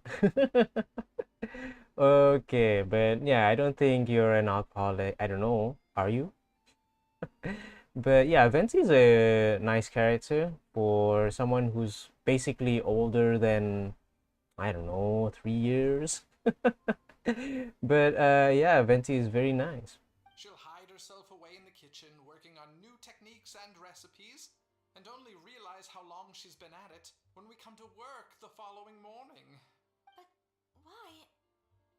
Why would she do that? Our best guess is she doesn't want to be seen as less of a chef than Escoffier. And there it is. Even so, that's no excuse for taking her anger out on the rest of you. Yeah, and it's definitely no excuse for cheating in the cooking contest. Nah, I'm not a drinker. I'm a thinker. Nah, just kidding. I don't drink because it's against my religion to drink. So if you know, you know. If you don't, welcome to the club. Hey, we don't drink. Alcohol can be a very amusing thing to, dabble with. I mean, I have like sent out alcohol when I was a what was it called? Some sort of like waiter, banquet server. Yes, when I was a banquet server back in this one big hotel that I used to work at, and apparently the smell of alcohol really does stick onto you even when you don't drink it. You just like stand around in it. Basically it's like putting perfume onto yourself, but you're not like directly like perfuming yourself. You're just in the surrounding place where there's like alcohol in the air, and that air just sticks onto your clothes and hair and whatever. So it's just like shit.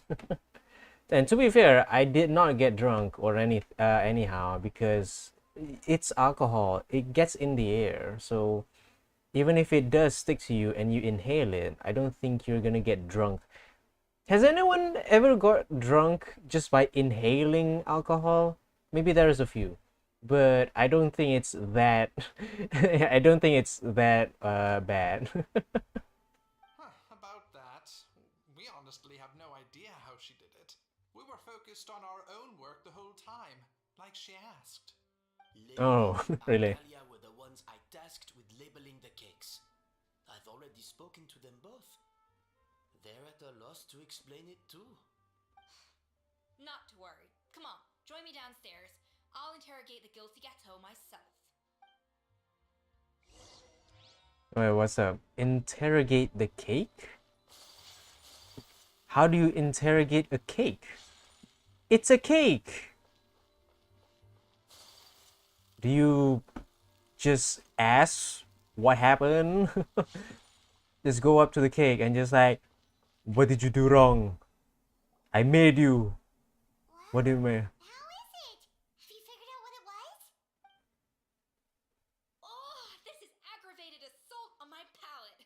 I'd rather eat wet cement than this. Is it really that bad? I made sure to taste test it before it was served. Oh, relax. This isn't your cake. Savannah never switched the plates. The offending flavors are coming from in between the icing and the cake base, which means someone tampered with it while it was being made. Or in other words, we have a traitor in our midst.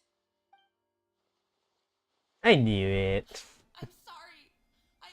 I was forced into it. The key is in the cake. Yes. It was Chef Savannah. She said if I didn't cooperate, she would... Calm down, Monica. I've already accepted defeat. And if I wanted retribution, I would have brought this up when the results were announced. Whatever's going on with you, just spill the beans. There's no need to hide it. I was the one who caused the food safety incident that one time. Food safety? Wait, you mean the Lumeline incident? So you procured the contaminated ingredients? I think so. Savannah and I were on procurement that day. I didn't check everything as well as I should have, and so I let contaminated ingredients make it into the kitchen. But I swear I didn't do it on purpose. I had no idea there was an issue with them, and I didn't know it would end up with Escoffier going to jail. But the last thing I expected was for Savannah to use it as leverage to blackmail me with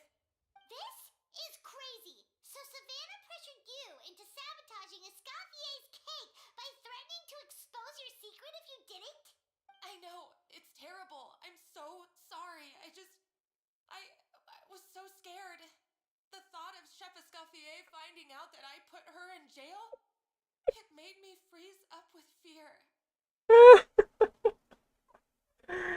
Oh my god. People ask me, what is a good, icebreaker question that you usually use when you ask your audience, just to, rile them up. And and Wolf here, and I don't think I'm gonna remove it. Maybe I would remove it in just a couple of minutes, but it's already set in stone because I'm recording it. Okay. Maybe I'll just remove it for now. Yes, I'll just remove. So I mean, it's not family friendly as you would expect. I wouldn't say P star. I would say H. I would say H. Which is worse, saying the P word or saying the H word? I would use the H word because I feel like hentai is something more of a word that I'm more interested in than P word. You know. Four person. What do you mean four person? Are you saying that you have autocorrect on your chat or something? Oh man. Okay. Who's my favorite person? Is it like person in game or person in real life? If it's like person in real life, I would have to say Jeremy Clarkson from Top Gear is one of my favorite person. Oh man, okay. So if it's like four person, I would say it's Jeremy Clarkson, James May, and Richard Hammond, the trio, and then one other person would be my mom. That's it. Yeah, those are my favorite people of all time. Yeah. I mean, we'll go my mom first, and then the trio. But yeah, those are like my favorite four people in real life. But if you really did ask me who is my like favorite P star, I don't know. I don't usually watch any IRL P stuff. Like I'm not into P. That could have like a lot of like different meanings. I know this is going to be one of those shorts. I'm going to edit this into one of my shorts. Man.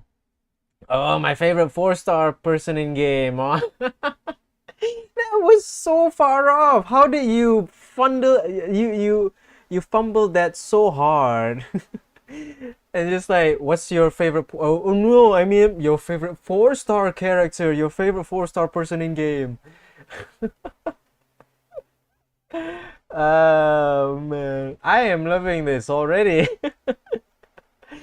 To answer your question, Maddox, my favorite 4-star person in game would be, I think it would be, no, no, no, no, no, not her. Oh yeah, Noelle, yes. Hands down, has to be Noelle. She carried me for a whole 3 years until I, started this whole journey to to start streaming again. Uh, and yeah, Noelle is my favorite 4-star character of all time in the game. So yeah. Unless if it's like some other new character, Eva could be one of my favorite 4-star. I thought Escoffier would hate my guts if she ever found out, and yet somehow that's ended up in me doing something even worse.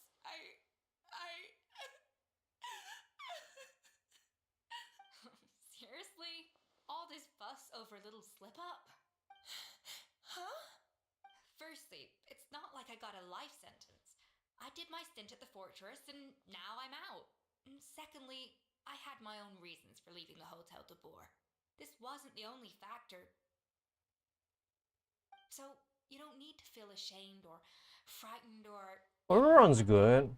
any Yeah. more than you need to add butter when you're pan-searing foie gras. I mean, Ororon is very funny in the recent what is it? The recent event, which I don't know, like what's with him. He's basically like fanboying or like using movies as references. Is it like ADHD? No, I don't think it's. Is it autistic? Probably not. Probably yes. I don't know. Like, is Auroron acoustic? Is Auroron acoustic? Yeah, sorry. I feel like Auroron is acoustic. Yeah, he's very well mannered.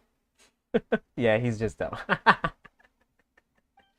You mean you forgive me? What? Hold on. Oh, well, I'm not saying you don't have to take responsibility for your mistakes.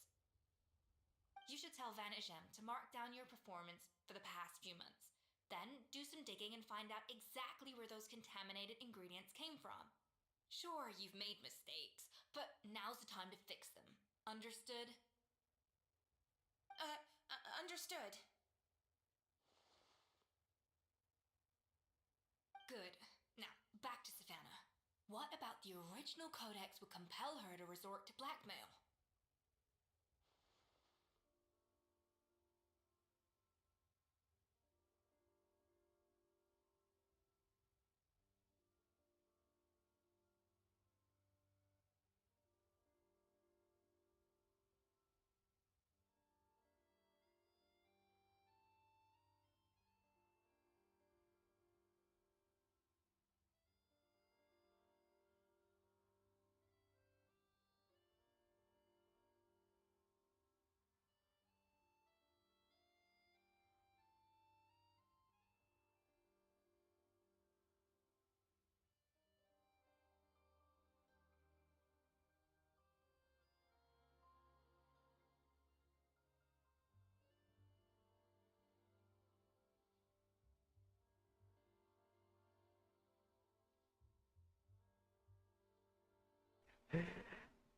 Mimum cold.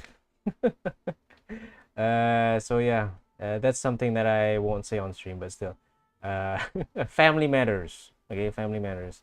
It's not important, but it's personal. That's it. I have my suspicions. Not that I've got any proof to back them up, though. Ugh. What happened to me? I've overheard some customers murmuring about how the Hotel de Boer hasn't been the same since Escoffier left. They think our menu doesn't taste like it used to, especially our signature items. You mean Gâteau de Bois? Now that you mention it, I noticed it during the contest too. I couldn't put my finger on it, but the flavor seems subtly different from how it used to be.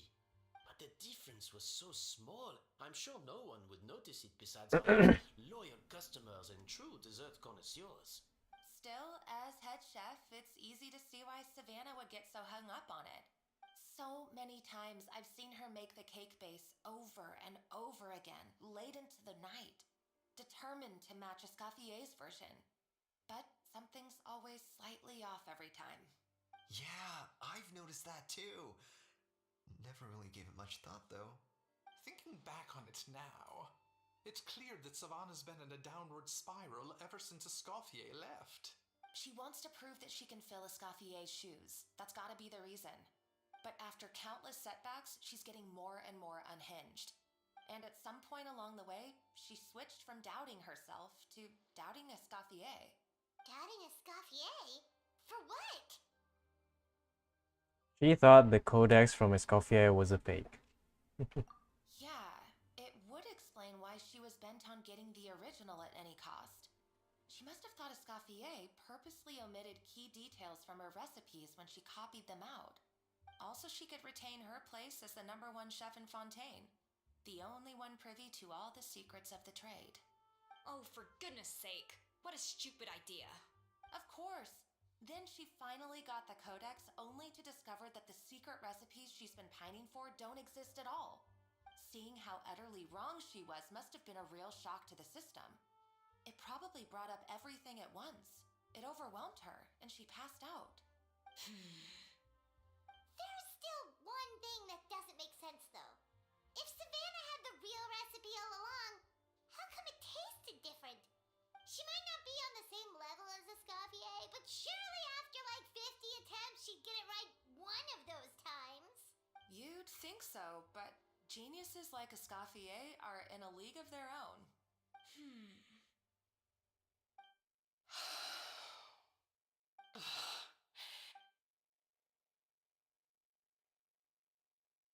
New head chef, you say? What's her name? I don't think I've heard of her before. I wonder, can the Hotel de Boer keep its edge without Escoffier at the helm? This tastes different from last time. Is it undercooked or something?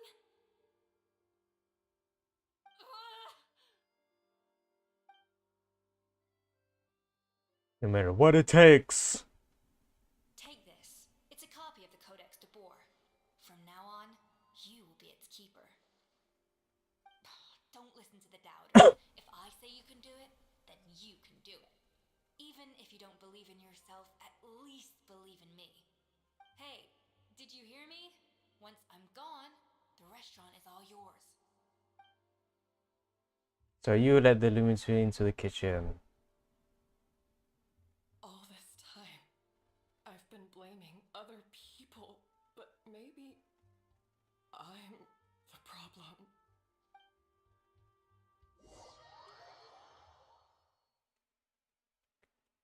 Now what? With Savannah having nothing to lose but her dignity, she's gonna go out and have a breakdown.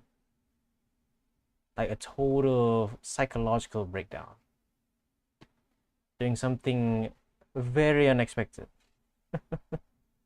Yeah, right. This is why I always like doubt a lot of people, even people that I work with, you know, like there shouldn't be any sort of like trade secrets or whatever it is. We're just working together as a team. I sincerely apologize for putting everyone out. Savannah's awake now, but I don't think she's ready to speak to anyone yet. Let's give her the day to calm down. I'm sure you'll have the chance to talk everything out tomorrow. Au revoir. Please, I'll go and update Vermont and his family. I wonder what he'll make of all this. I don't know, feel sad just for her, feel pity, probably. At least now they would understand why she's like that, right? So, we'll come back tomorrow then. Yeah. That was a long day. I think I'll make myself a sweet treat when I get back home. Oh, nice! Macarons? Or are you gonna switch it up this time? How do you say it? How do you say it? Oh, nice! Macarons? Or are you gonna switch it up this time? Macarons? The R's. It's up here. It's Rons. Macarons? I don't know if it's actually genuinely. Is it the right way of saying it? Okay, I know that there are some people who just say it macarons. Yeah, macarons. Macarons? I don't know, it just seems a bit too much. A bit OTT, a bit. What is it? Traveler, how much do you know about the snow-winged goose? Not a whole lot. Every year they migrate long distances in search of a suitable home. There's always one goose at the front whose job is to lead the flock. Fontaine poets often use the image of that goose to explore the ideas about leadership and genius. They usually imagine someone who's a cut above the rest, a model of perfection. But what those poets don't know is that during a migration, the lead goose is always changing. Once the lead goose shows signs of fatigue, it retreats to the back of the flock and allows another goose to take its place. Yorichi-san! Konnichiwa, Yorichi-san! Hello! I don't know any other Japanese phrases because I haven't watched any anime lately. But anyways, how are you, Yorichi-san? How are you? I am good, if you're asking. So, the truth is that leadership, with all the responsibilities and pressures that come with it, it's something that everyone takes turns at. But we humans completely miss that fact when we project our own ideas about social hierarchies onto them. Is this about you and Savannah? I guess what I'm saying is, I don't buy into this notion that there's some sort of gulf between normal and genius. Cooking is a science, not magic. Given the same ingredients, same recipe, and same environment, I see no reason why two different people shouldn't be able to create the exact same dish. Of course, some people have a more sensitive palate than others, and some people are just born bolder or more conscientious. But these are all variables that can be accounted for with time and practice. I'd have no reason to expect so much from others if I believe that perfection can only come from the hands Did you of get her? genius. The only reason I hold people to high standards is because, well, I believe they're capable of greatness. Nice! Good! I put for Escoffier! I got her! No, just kidding. But yeah. Well done, and congratulations on Ryorichi-san and anyone who has ever pulled on the banner and got their characters. I know that a lot of people are losing their 50-50s, but hey, if you don't want to be hated by Kinich and keep on gambling, remember the 5 reasons I told you? No. Let me think. She's pretty, she's elegant, she's a diva. At least these are the ones that I remember from the short that I made. But yeah, why? What's going on? I remember bits of it. Why? Okay, I've made up my mind. I'm gonna get to the bottom of why Savannah failed. And come tomorrow, I'll give her the scolding of her life, pointing out all the mistakes she's made along the way. Then she'll finally see the error of her ways. Ah, just asking. All right. I thought you'd come up with something like a new epiphany or something like, I did not know that Navia was this good or something. Yeah. But Navia is actually a good Geo character. Yeah. If you like throwing rocks, pull.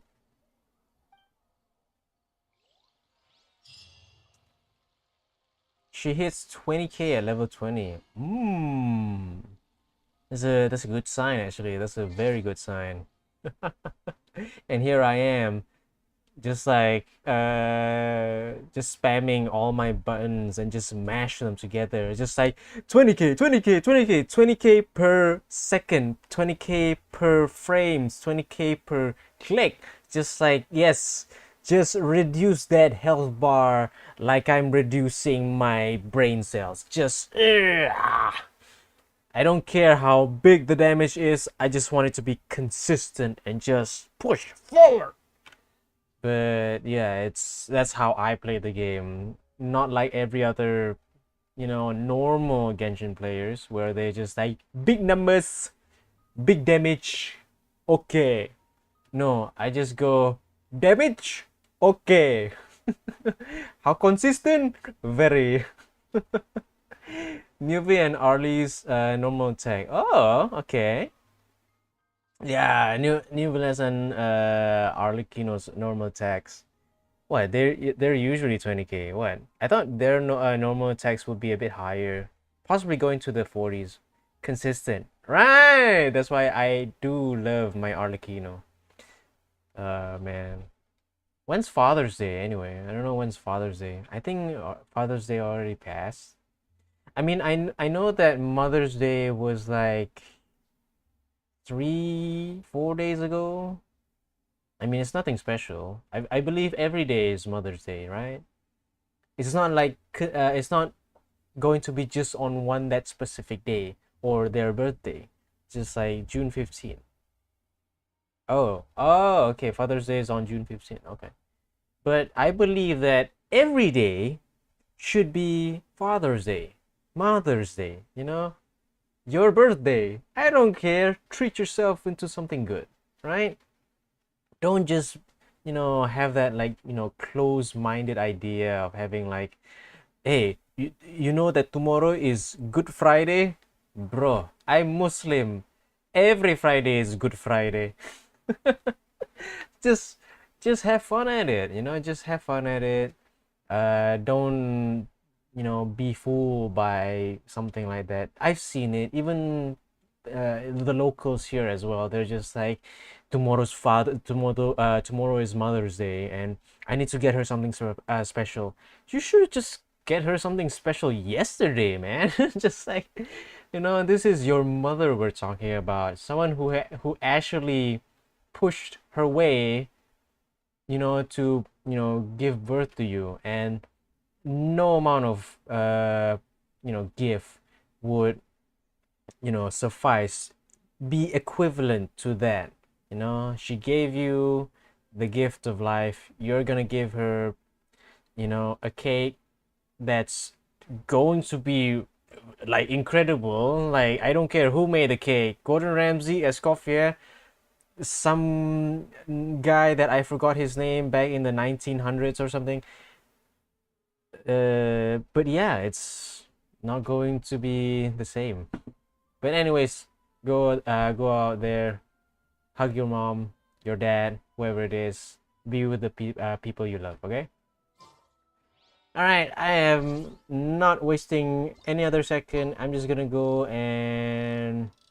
Is it tomorrow? I think it's today. Yeah, you bake a cake for your mom for her birthday. Really? What kind of cake was it? I didn't know you bake. Some of these things. It's very nice that I get to know some of my audience, and they, have hidden talents that I don't know. What kind of cake do you bake though? I'm curious though. Is it like a generic butter cake, chocolate cake, marble cake? It was a Snickers cake. What kind of a Snickers cake? Okay, here's how I imagine it. What a Snickers cake is. Okay, maybe after this cutscene. Why are we here so early? Our meeting with Vanigem isn't for a while. Yeah, I want to check on Escoffier, but before that, a Snickers cake in my brain would be like, let's say, the base of the cake would be what is it? The nougat, yeah, the white nougat sugar is the base bottom part, and then above it is the whole peanuts with caramel, and then on top of that would be like, a chocolate cake sponge, or just, vanilla cake sponge, and then you drizzle everything in chocolate. So basically, that is what I think is a Snickers cake. It's pretty normal. It's nothing too special, but it's like basically like a cheesecake that's just Snickers. I like that, but Snickers chocolate was on top. Yes! I mean, sure, you decorate everything, putting Snickers, mini Snickers and stuff. You can write something on top.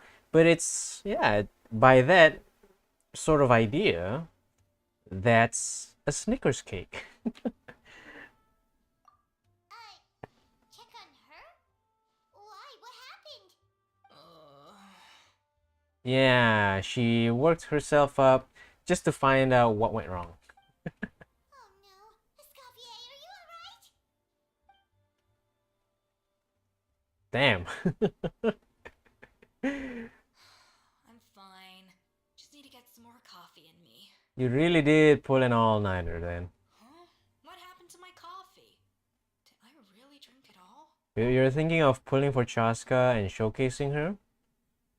You don't have Chaska. Nah. You're thinking of pulling for Chaska and showcasing her. Well, I already I have Chaska, yeah. Oh man, I don't need to showcase her, but if I had to give a review, I want you to showcase yours. I don't have to showcase my Chaska. All I can say is that Chaska is a very well balanced character for any free to player. Okay, it's basically not up to, like, any of your support. I mean, support is one thing though.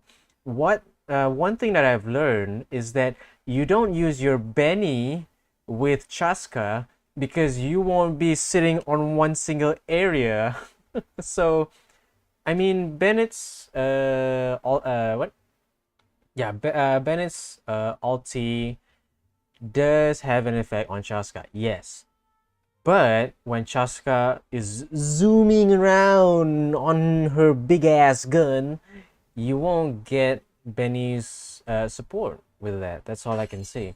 So, I mean, Chaska, amazing character. I would definitely recommend anyone, even if they're like a first time Genshin player, wish for Chaska. Pair her with anyone, maybe with your starter team with Xiangling, Xingqiu, and any other elemental character that is not animal or geo. You're gonna have a great time just shooting down enemies with your big ass revolver. That's all I'm saying. Okay, and I would rate Chaska 9 out of 10 because of her usability. That's all. Alright. Thanks. I appreciate it. Well, there's cooking facilities here, or we could just grab a cup of coffee from Cafe Lutece, but either way, hurry! Cafe Lutece. Well, here.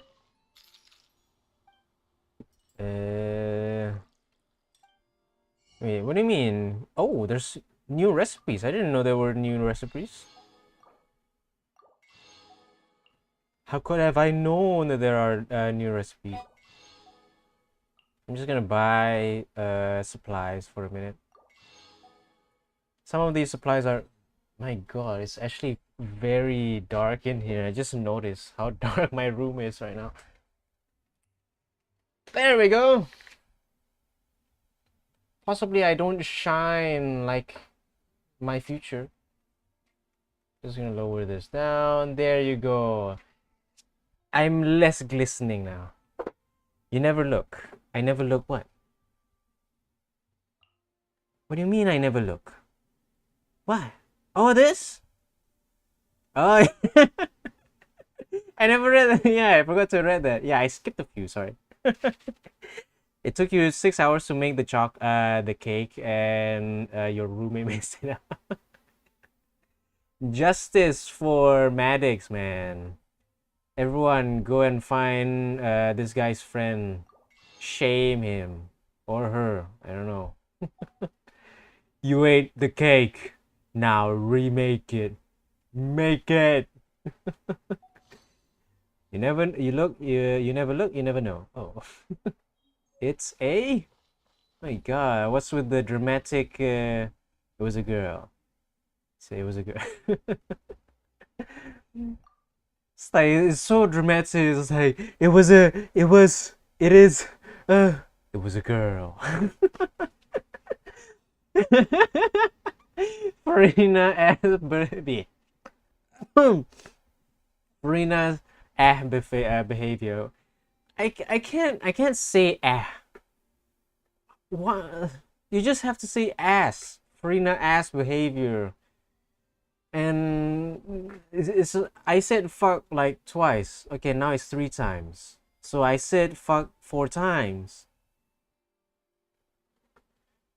I said swear words in this stream, so I might as well just say ass when I read Yorichi-san's comment, but it's just like, But yeah, Farina really does love her cakes and eat them too. Yeah.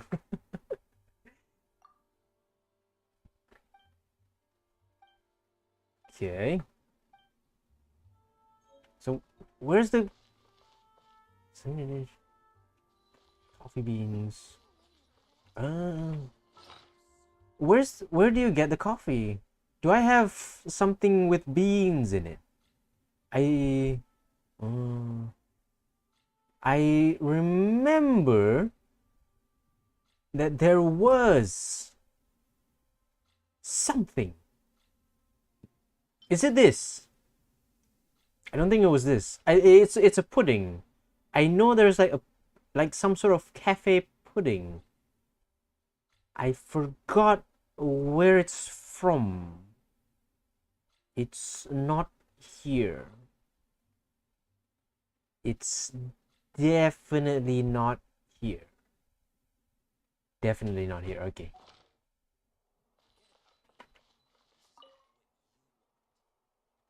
Coffee. Oh, it does count. Ah. Oh, we can give. Ah. I can give Furina's specialty cake as well. Ah. All right. There you go.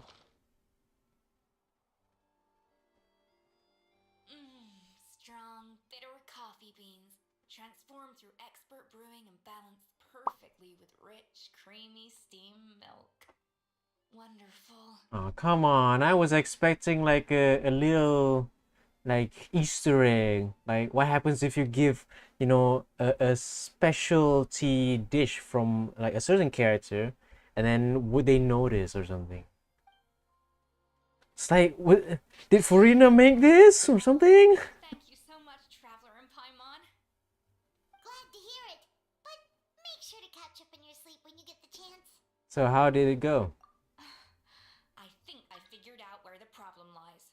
No. It's ridiculous. I don't know whether to laugh or cry.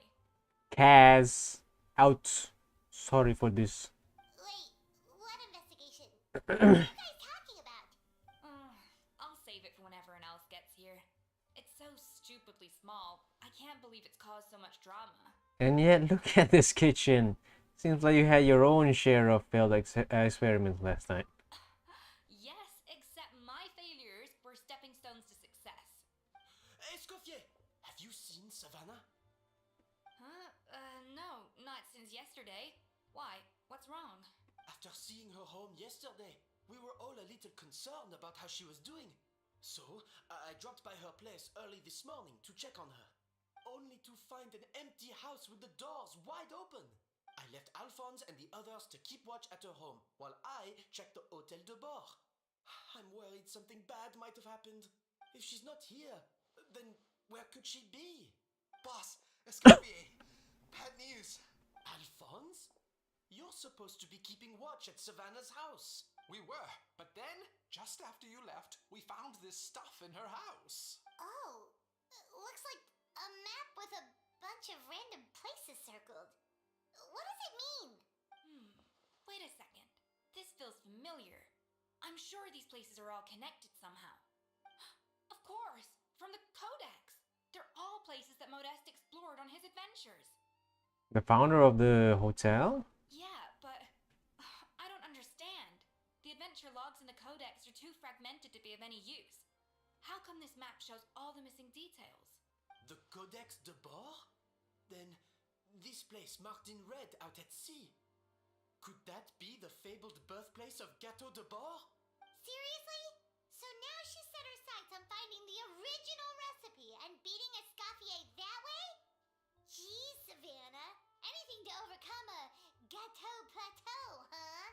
Ugh, idiot! Does she have a death wish? Those ruins are thousands of years old. Hold on, there's more. Besides the map, we also found these letters. A letter received several months ago. It was you. You led the limousine through the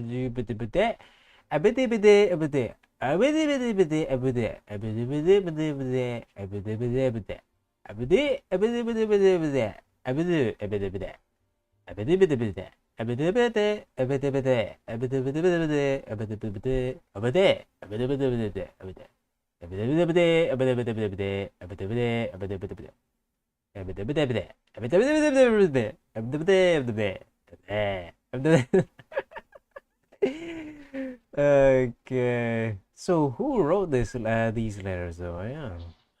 It was you. You let the Lumaline through, didn't you? It sounds like a threat letter. Does this mean that Savannah was I am not responsible for doing the secrets? abyss, not today. Not Monica after all? I'm not in the mood. Retrieve the codex by any means necessary. So the cooking contest and the cheating. Someone else was behind her pulling the strings? Ooh. She's keeping the true recipe to herself. Ugh, this is all such a mess. Paimon needs a second to process this. First, we thought that Savannah forced Monica to cheat in the cooking contest. But now, it turns out that someone else forced Savannah to force Monica to cheat? So did Savannah blackmail Monica? Or is it the other way around? You're finally here. Of course. I should have put two and two together as soon as I read your threat letter. The food safety incident. The demand for a cooking contest. The instruction to blackmail Monica. Even the suggestion that Escoffier was keeping secrets from me. It was all part of your grand plan, wasn't it, Monica? What?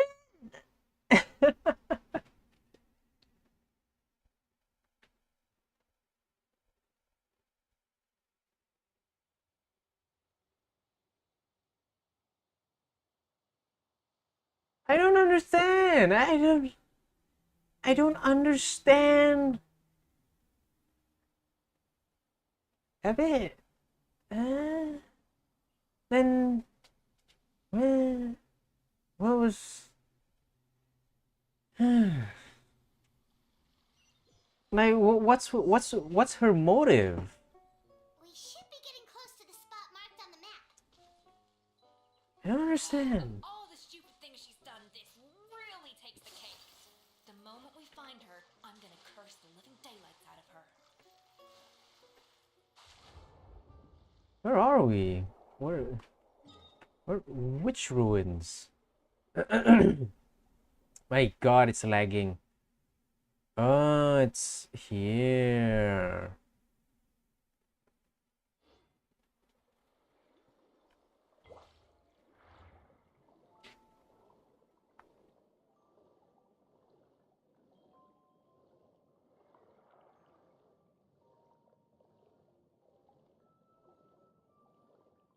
I like the noise in this.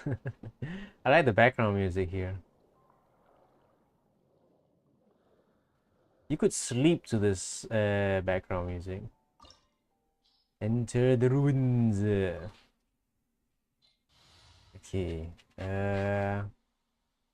I know game, I know. My Escoffier is at level 70. I know. I don't care. Plus she's not the one who'll be doing the damage. It's Ayaka.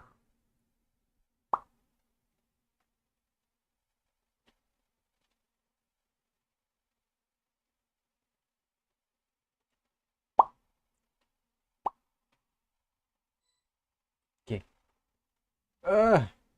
Eh. This isn't mine.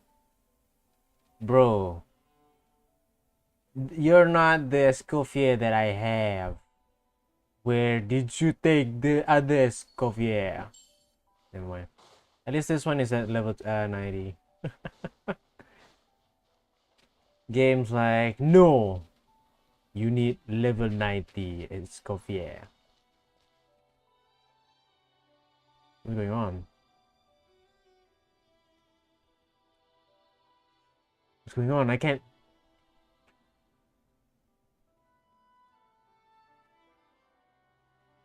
Oh, what? Is this like the original Hotel de Bois? Looks like it. Ooh, Could be. this place looks like an underwater restaurant, doesn't it? Suddenly, the idea of an adventure chef finding secret ingredients makes a whole lot more sense. I think Modest's codex mentioned this place. A public bath from the time of Remoria. So yeah, definitely the kind of place that would have served food and drinks. Huh? Some blubber beasts have come to join the party? How did they get here?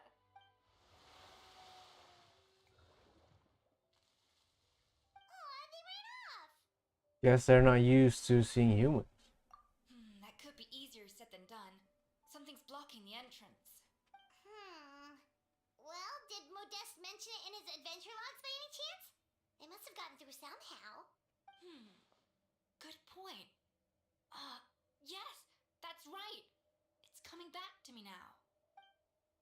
We prepared a banquet for our shy little guests, and as the food flowed away on the current, they broke into a joyous chorus, and the path opened to us. We have to feed the blubber beasts? With what? There's nothing here besides rocks, romaritime flowers, and lumitoil. See, this is why you should always bring snacks. You never know when you're gonna need them. Now we have to head all the way back to shore and grab some. There's no time for that. Romaritime flowers and lumitoil will have to do. They may not look appetizing to us, but who knows? They could be blubber beast delicacies. Wait, we're seriously gonna try this?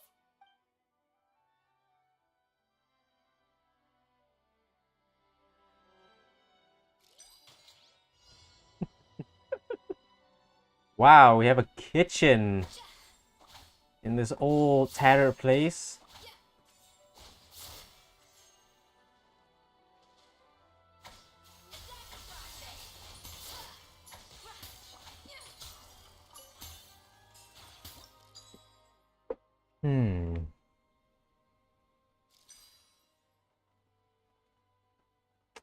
Okay.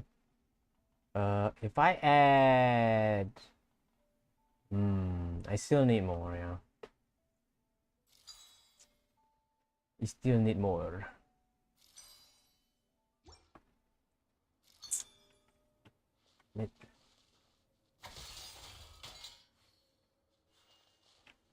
I don't think that's enough. How do I do this?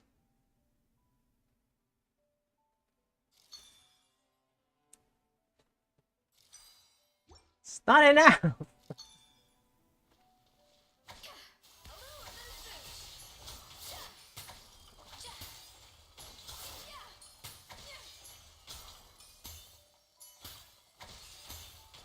Ah, damn it. It's a bit too much, don't you think?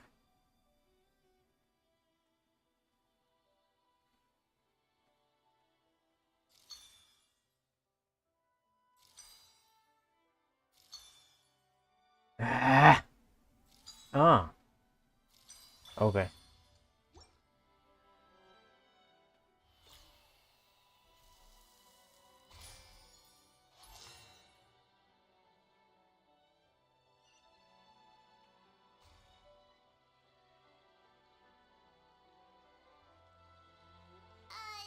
Blubber beasts or not, are we sure this stuff is edible? Trust me, they'll love it. More permanently, how do we actually feed it to them? Oh, good question. If we try to put them in the pool, we'll probably just scare them off again, and who knows how long they'll be gone. Yes, we can't afford to wait for them to double back. Oh, what was it that Modeste said again? Something about the food flowing away on the current.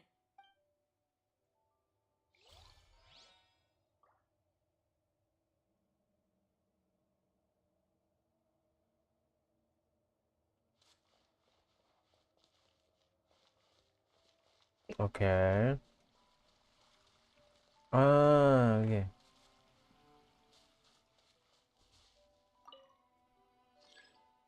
Disconnected? Okay.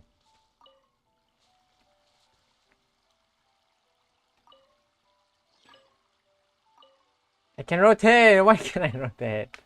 There, I gave one.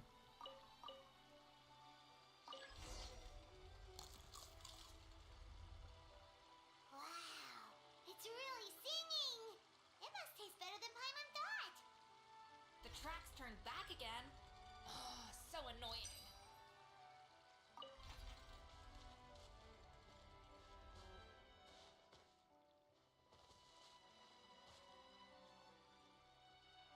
Oh, I still need to make another one. Oh, okay.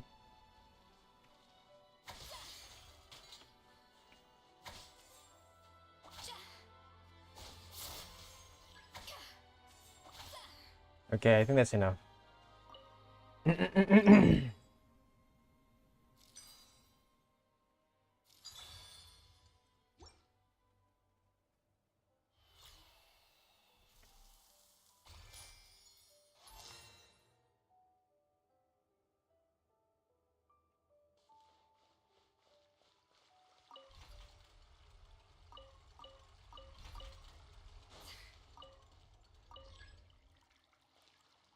Okay.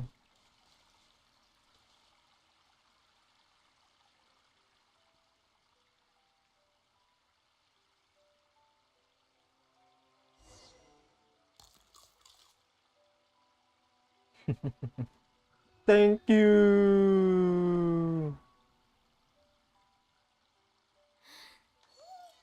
Hey, it's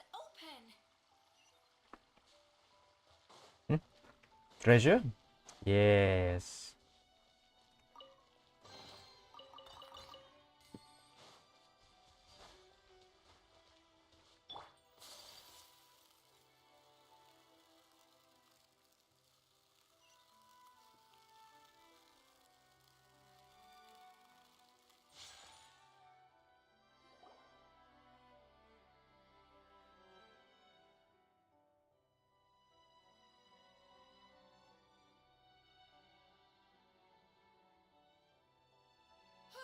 Hey, give me your water. Here. I said your water, the one you just drank out of? Sure.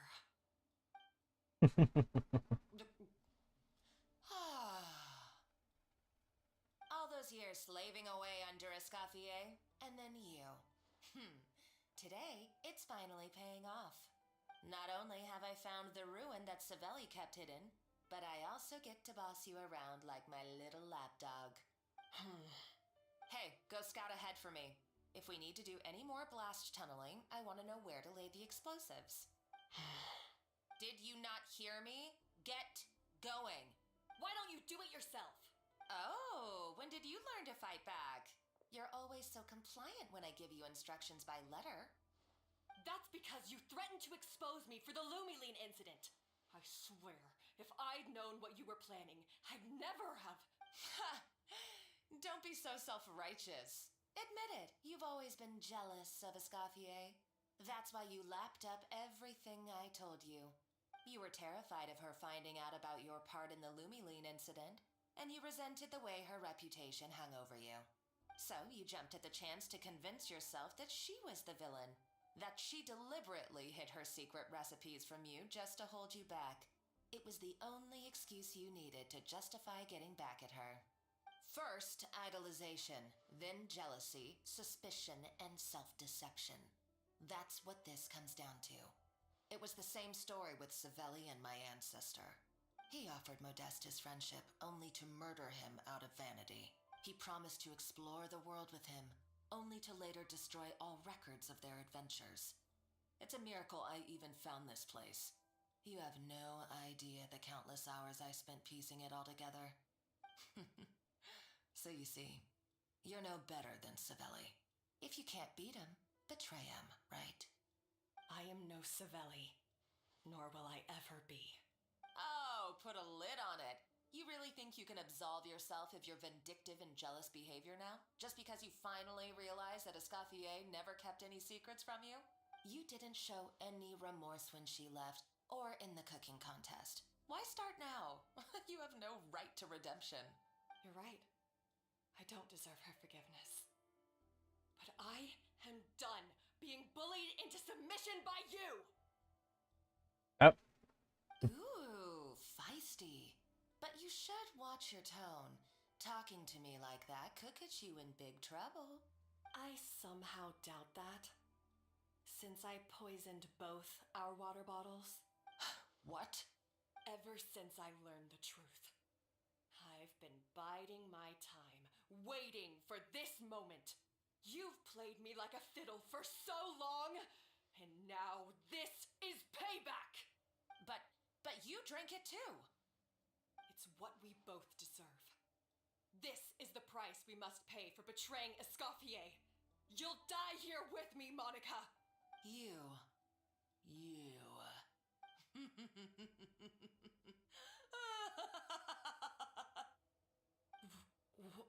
What's so funny?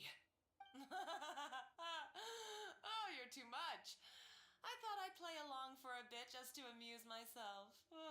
You gave a very rousing performance. I saw your dumb plan a mile off. There's no poison in these bottles, just clean, fresh water. No. Revenge is a dish best served cold, you know? Did you really think your half-baked plot would fool me? You're a lousy chef, and you make a lousy villain, too. A complete waste of space. No wonder you never amounted to anything. Everything I ever did was a failure. And now, I failed again for the last time. Hey, why don't you try your hand at being a comedian in your next life? You got a good laugh out of me. But now the show's over. You should have just done like I asked, Savannah. All I wanted you to do was scout the ruins for me. But you had your chance, and now it's time to say goodbye. Stop right there! Let her go, Monica! We've got you surrounded! Escoffier? Ugh, looks like I'll have to keep you around for a little longer. You can't! Stay back if you want her alive! Escoffier and the Traveler. I can't take you both on in combat, but if you so much as flinch, I can end Savannah's life in a heartbeat. Monica, what are you hoping to achieve by this? You're about to commit murder, and for what? A recipe? A recipe? You chefs are all blinded by your myopic focus on kitchen affairs. Well, some of us actually have bigger fish to fry. Modeste had a secret. The truth behind his so-called genius, the je ne sais quoi factor in his Gâteau de Bourg, and it's right here in these ruins. Are you serious? You're here because of a Gâteau de Bourg obsession? You've gone completely mad! I couldn't care less about the cake itself. No, the real treasure is the secret ingredient that Modeste sourced from these ruins. He and Savelli were fools. A priceless treasure of Remoria in the palms of their hands, and they thought, ooh, this would go great in our cake mix. We're talking about a powerful stimulant that also sharpens the senses. That's no cooking ingredient. It's a groundbreaking drug. That's right, I've done my research. It was a drug that Remoria developed for their war machine. I could make a killing by selling it to the treasure hoarders or the Fatui. Will you listen to yourself? You're completely delusional. My eyes are wide open. Just wait till I get my hands on this treasure. You'll see what a fool you've been.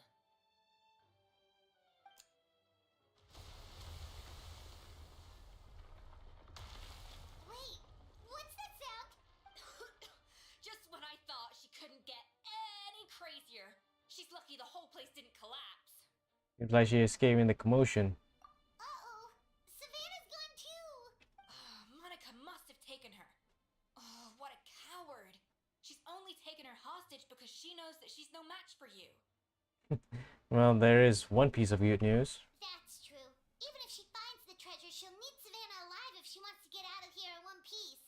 Oh, well, our path's been blocked, so let's look for another route. Alright, so look for a way forward nearby. It's pretty deep here. Maybe it leads somewhere. Can we actually dive in?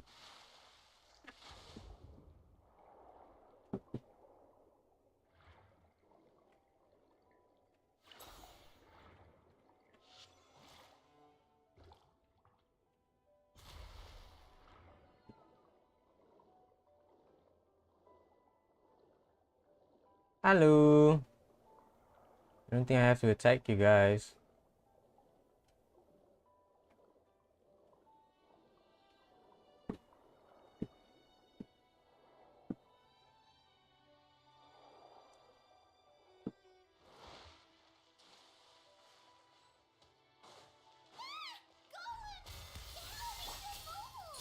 You were probably awakened by the explosion just now.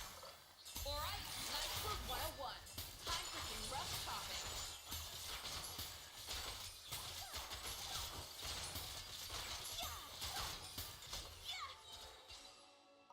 Right.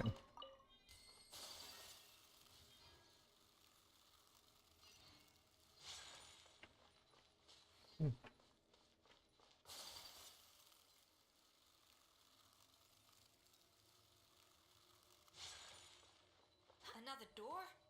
Guess we need to prepare another feast for our guests. Well, of course. Okay, this time I need this.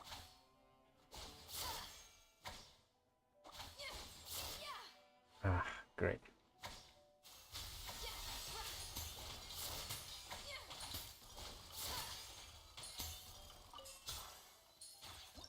Okay, I need 8, 10. Done. Okay.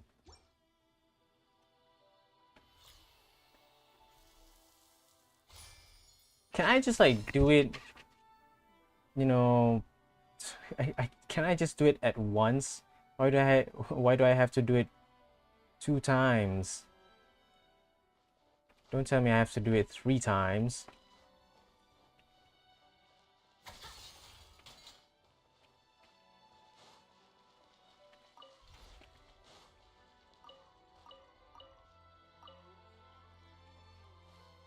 I'm just gonna wait here.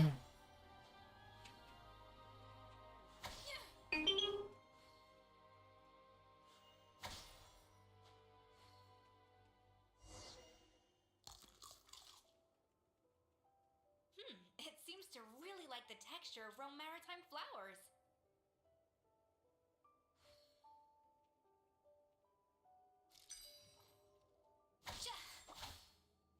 Oh, it's this one. Off to the freezer.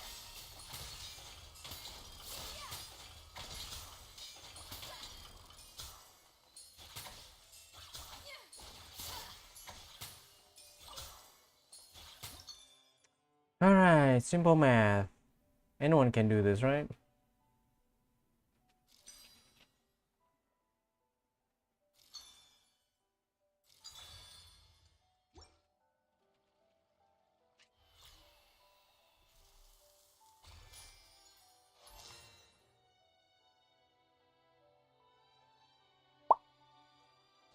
Oof.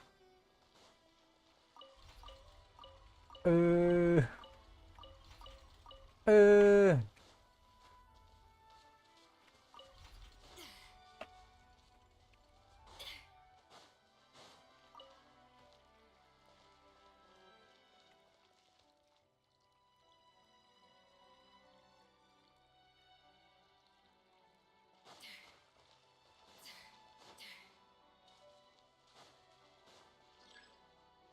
Huh? Hey, that's not for you. A dash of frosting. Take flight. There. That was not meant for you. I never knew you could process Lumitwol like that. Alright, I've got to jot this down. Lumitwols and maritime flowers. This could open the door to a whole new world. Yep, that's literally the plan. Wait, hold on. Which door are you talking about?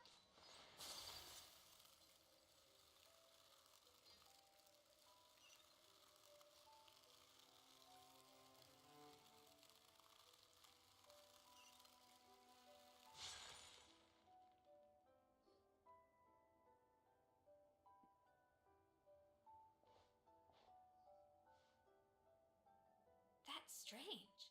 These don't look Romorian to me. More like last century Fontaine. Don't look like they've been worn either. Adventurers from last century Fontaine, huh? Oh, Modeste and Savelli, do you think they camped here? By the looks of it, this was a one-person camp. They adventured together, but maybe one of them came back alone at a later date. Huh, you really think so? Trust our adventurers' instincts. We're pros at this stuff, just like you're a pro in the kitchen. Well, I'm a pro at least.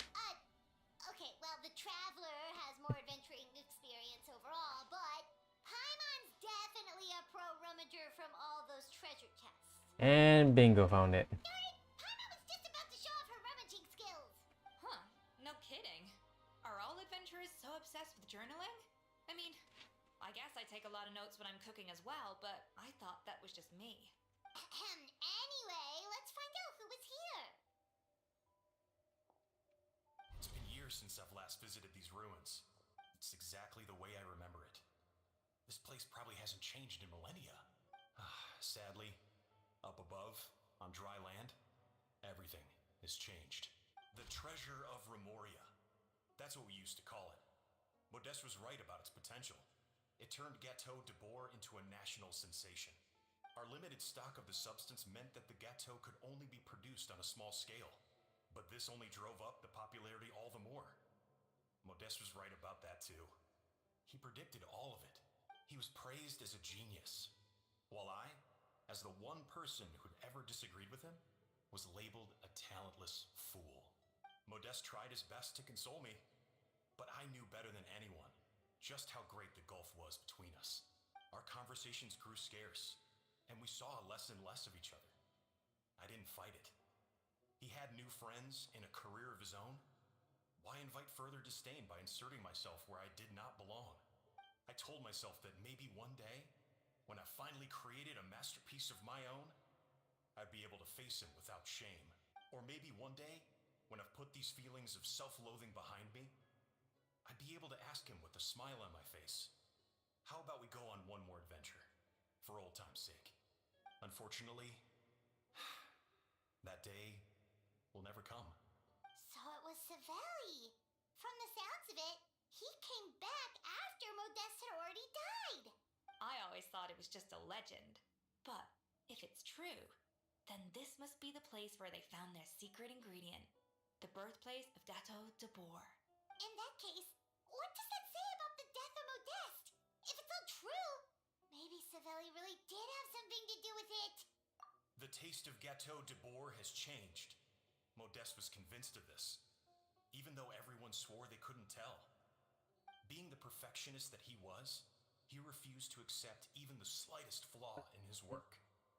He stopped all sales of the product, locked himself away in the kitchen, and worked day and night, vowing to find out where he had gone wrong. But as he baked and taste tested over and over again, he found he only strayed further and further from the original taste. It was only when he was sipping on coffee one day and realized he could not taste the bitterness that the truth finally dawned on him. What had changed was not the gâteau, but his sense of taste. The treasure of Remoria stimulates the senses, taste included, and invigorates the spirit. In the short term, it offers people the ultimate gourmet experience, but in the long term, it dulls their senses entirely. In hindsight, it made perfect sense. After all, why would a culture that sought liberation from the constraints of their bodies care for the loss of their senses? But we realized it too late. We were just too late. Over the course of his many culinary experiments, Modeste exhausted the remaining supply of the treasure of Remoria. He consumed it all himself. The finest culinary talent of his generation now faced a future in which he would never be able to taste anything ever again. Finally, in despair, he took his own life. And because we had become estranged, I could not be there to stop him, to offer some words of comfort, or even to say goodbye. Yet despite everything, he sent me his final letter. The treasure of Remoria? Guess Monica was really onto something. It really was a kind of drug. So, Modeste chose to end his own life. Then, why all the rumors that Savelli murdered him? Also, neither the Codex nor any other contemporary records make any mention of the treasure of Memoria. It's almost as if someone deliberately erased it from history. Modeste told me everything in his final letter. His was a tale of how even a genius could fail, and how much more devastating it is when it happens. Did he hope I would gain some personal catharsis from knowing the truth? Or maybe he wished for me to warn the public about the dangers of Gâteau de Bourg, proving that I had been right all along. The word that I've been looking out for, catharsis. Cathartic. Catharsism. But if the public ever learned how Modeste's greatest triumph became his undoing, his fall from grace would be swift and merciless. 1 minute a genius, the next a joke. It would surely spell the end for his restaurant too. What would be his legacy then? How would future generations view everything we built together? I fear the scorn I have faced these last years would pale in comparison to the scorn shown to him by the history books. I cannot let that come to pass. I will do what I must to protect his name. It will mean tampering with his notes to remove the damning details, leaving mere fragments of our story behind. It may lead his family to suspect me of having a hand in his demise. But if that's the price of destroying all evidence of my crimes, then so be it. I would rather the world believe a tale of genius and jealousy than see his reputation in tatters. The final loose end is the evidence here, at the bottom of the sea. Huh? What's wrong? Didn't we say Savannah should be safe for now? So we thought, but if Monica finds out what happened to the treasure, there's no telling what she might do.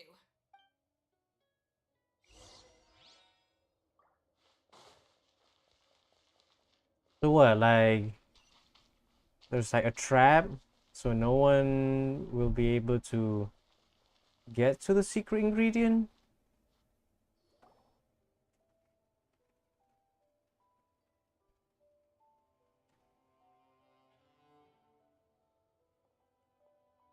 The treasure of Remoria. I have found you at last. Savella, you tried your best to bury the truth, but you underestimated the children of Modeste. Some fragments of his diary escaped your clutches, and we have held on to them for generations. But I have to thank you too, Savannah. Without your help retrieving the codex, and with it the last piece of the puzzle, I may never have found this place. But now, finally, the secret to Remoria's military might is within my grasp. The treasure of Remoria is mine! Oh, it's empty. It's empty? Monica? Oh, we were seconds too late. Escoffier? What's the deal with that jar? Savelli's final act! He wanted to conceal the secret of the treasure forevermore and make sure it would never harm anyone again. So he came here after his friend's death and destroyed every last shred that remained. This can't be happening. All the years I spent piecing together the truth. All my painstaking planning. All that for an empty jar. Monica, don't do anything stupid. This ruin is more dangerous than you realize. Oh, shut your pie hole!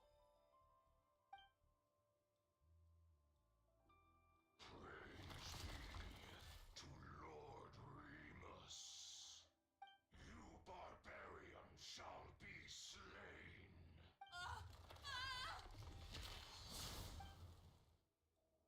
She's a nutcase, a liability to herself and everyone else.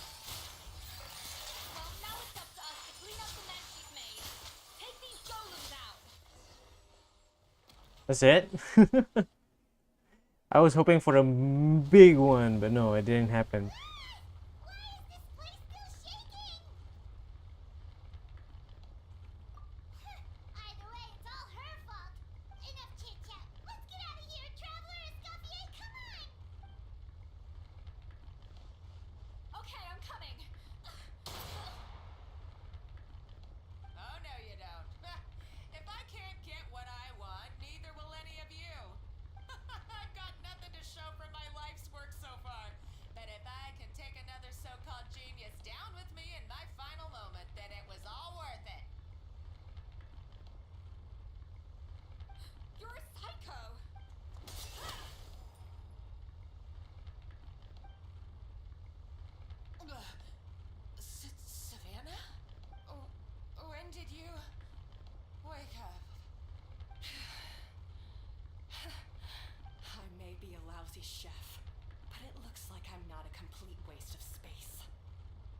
We need to go. Let's go.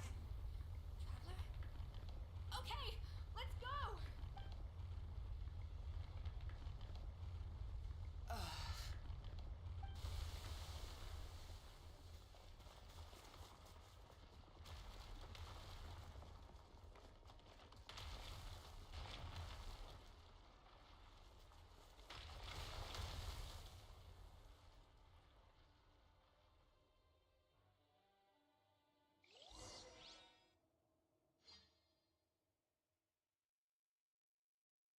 That was nice, actually. Even for a non-cutscene, like a non-animated cutscene or something. In-game cutscene, sorry. Even for an in-game cutscene, that was very nice. Very articulate as well. Even the voice acting of Monica was like on point. Oh man.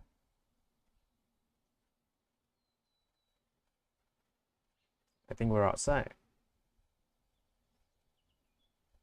I can hear the birds chirping. The sound of nature is deafening my ears. Well, not in a bad way. Escoffier! Savannah! Traveler and Paimon! Venijam, what are you all doing here? What did you expect us to do? Stay at the restaurant and sit on our merry derrieres?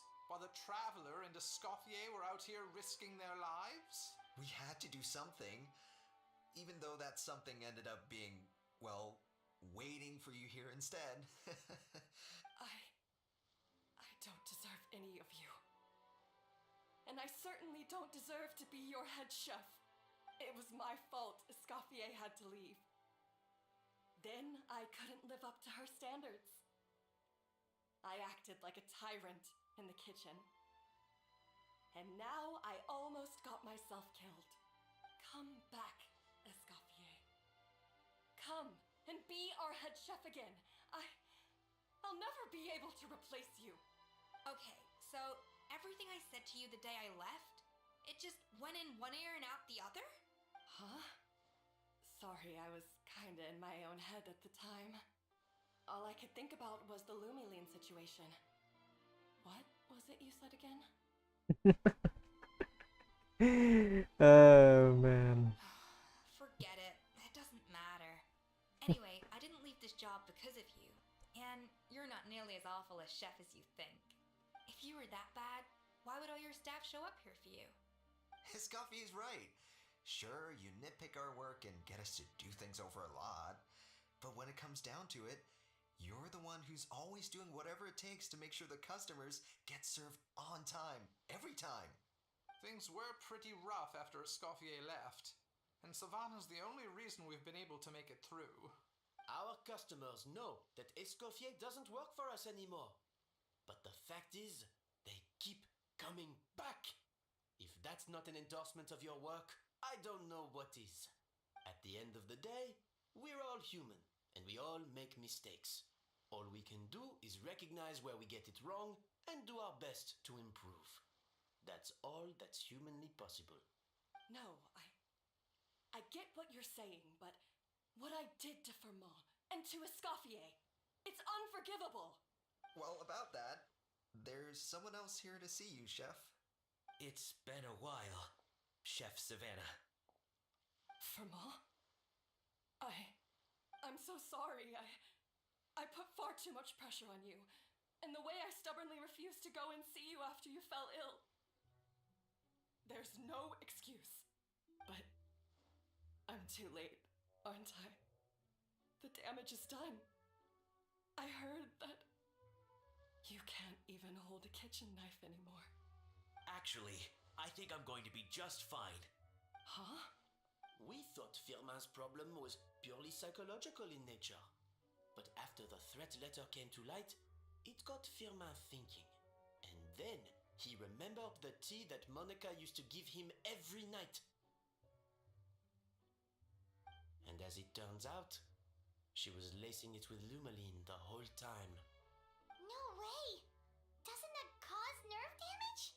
It can. I doses pose a risk of serious nervous and sensory complications. But if you calculate the dosage carefully, you can control the extent of its effects.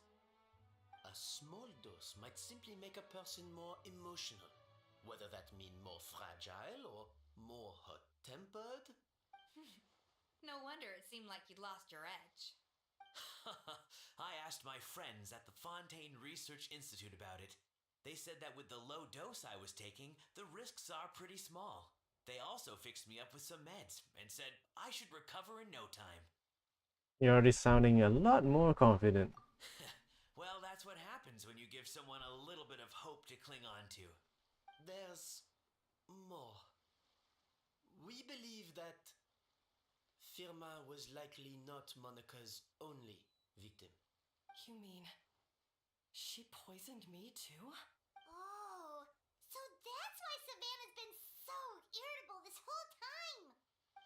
Let's not be too quick to blame everything on the Lumiline. That stuff can only amplify what's already there. So tasty food will seem like the most delicious thing in the world, while food you don't particularly care for will become utterly revolting. So you better make sure you reflect on your behavior and apologize to every single person you've wronged. I will. I'm sorry. There's still one question that's really bugging me. Why is it that no matter what I do, my Gâteau de Bourg never tastes the same as yours? Is it just... is it because you're a genius and I'm not? I always love it when Coffee does that, pouting mouth face. It's because the heating element in your oven is broken, you silly goose. What? That's it? I felt like something was off during the cooking contest. Once I got around to checking all the equipment, I noticed it right away. There was a half-degree discrepancy between the temperature setting and the actual temperature. All the ovens in the whole kitchen had the same problem, which confused me at the time, but by this point, it's pretty obvious that Monika must have tampered with them. I would have figured it out the day of the bake-off, since the issue affected both our teams. But of course, Monika sabotaged mine so that could never happen. No. I spent so long trying to find out where I was going wrong, and then you pinpoint the problem in just one night? It all comes back to one simple, undeniable truth. You're a genius, and I'm just plain old Savannah. Oh, cut it out! Stop the woe is me act for a second and just think. I came up with this recipe. You don't think that might have something to do with it? Do you know how long I spent perfecting my Gâteau de Bourg? 3 years! 3 whole years!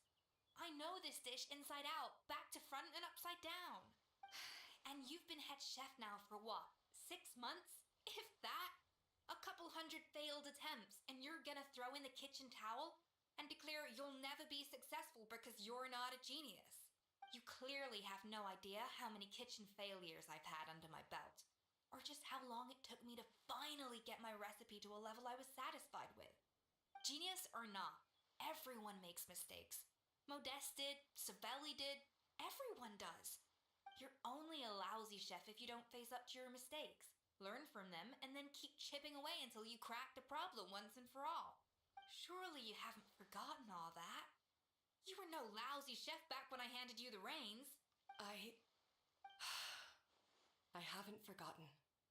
And I'll make sure I never do. That's our head chef. Haha! Sounds like we won't need another changing of the guard in the Hotel de Bourg kitchen anytime soon. Huzzah! Aw, what a perfect ending to a crazy journey. Look how happy everyone is. So you got your mojo back now? Yeah. Thanks to you, Escoffier. In fact, no. Thanks to all of you. Aw, friends again.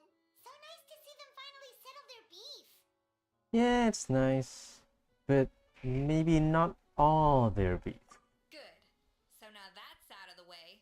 It's time for payback. You cheated in our last bake-off, and I demand a rematch right now. I mostly Monica's fault, wasn't it? Right. And also, does it have to be right now? Savannah's only just got her mojo back, and you barely escaped from a death trap. No excuses. This is a cooking contest between two top chefs, and nothing will stand in its way. So grab your spatula and get ready, because this rematch is happening today. Right now, this instant. Damn. Hey, so, this whole time you were salty about losing?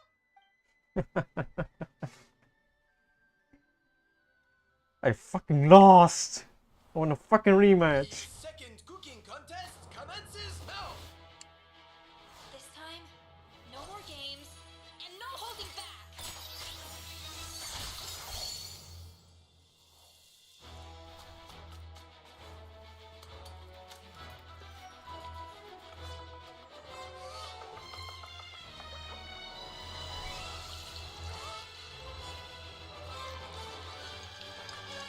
Nice.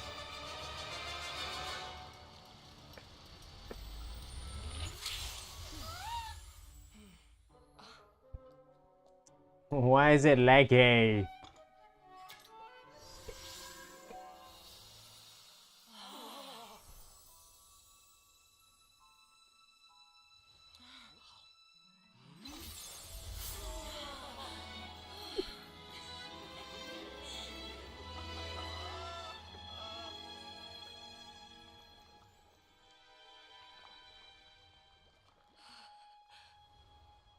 I feel like I don't have the right to be here. Hey, what are you so afraid of? You can't unbake it now. And if you don't serve it, then good or bad, you'll never find out how to improve.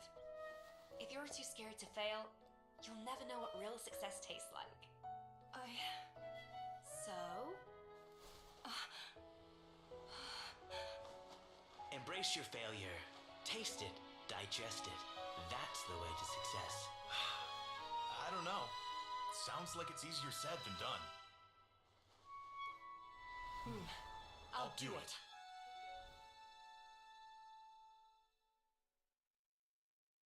Nice.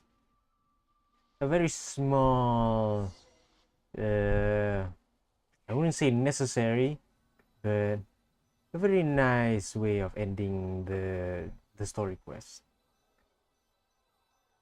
Live with your failures. Learn from them. And don't let anyone else says that you cannot succeed.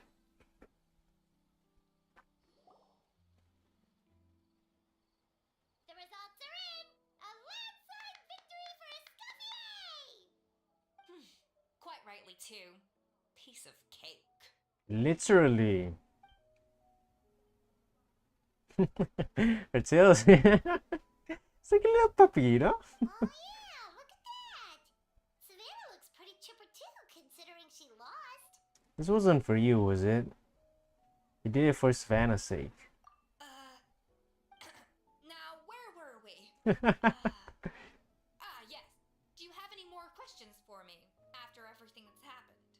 So, what are you gonna do now? I thought Navia would have filled you in. And actually, I said all this to Savannah before I left. Although, as we saw, I don't think any of it sank in. I had two reasons for leaving. One was the food safety incident, of course. But the other was that the Hotel de Boer had reached a point where it didn't need me anymore. So I decided to step down and look for new opportunities to improve myself. Improve how? Well, a while back, I got to know a fellow chef from Niue, and in her, I saw so many new possibilities. She has that same adventurous spirit that Modeste and Sibeli had in their youth. Slime mucus, lizard tails. With her, nothing's off the table. There's a whole world of new flavors out there waiting to be explored, hiding away in ingredients we overlook. Case in point, remember those Romaritime flowers down in the ruins?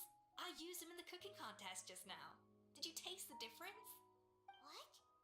Paimon didn't notice at all.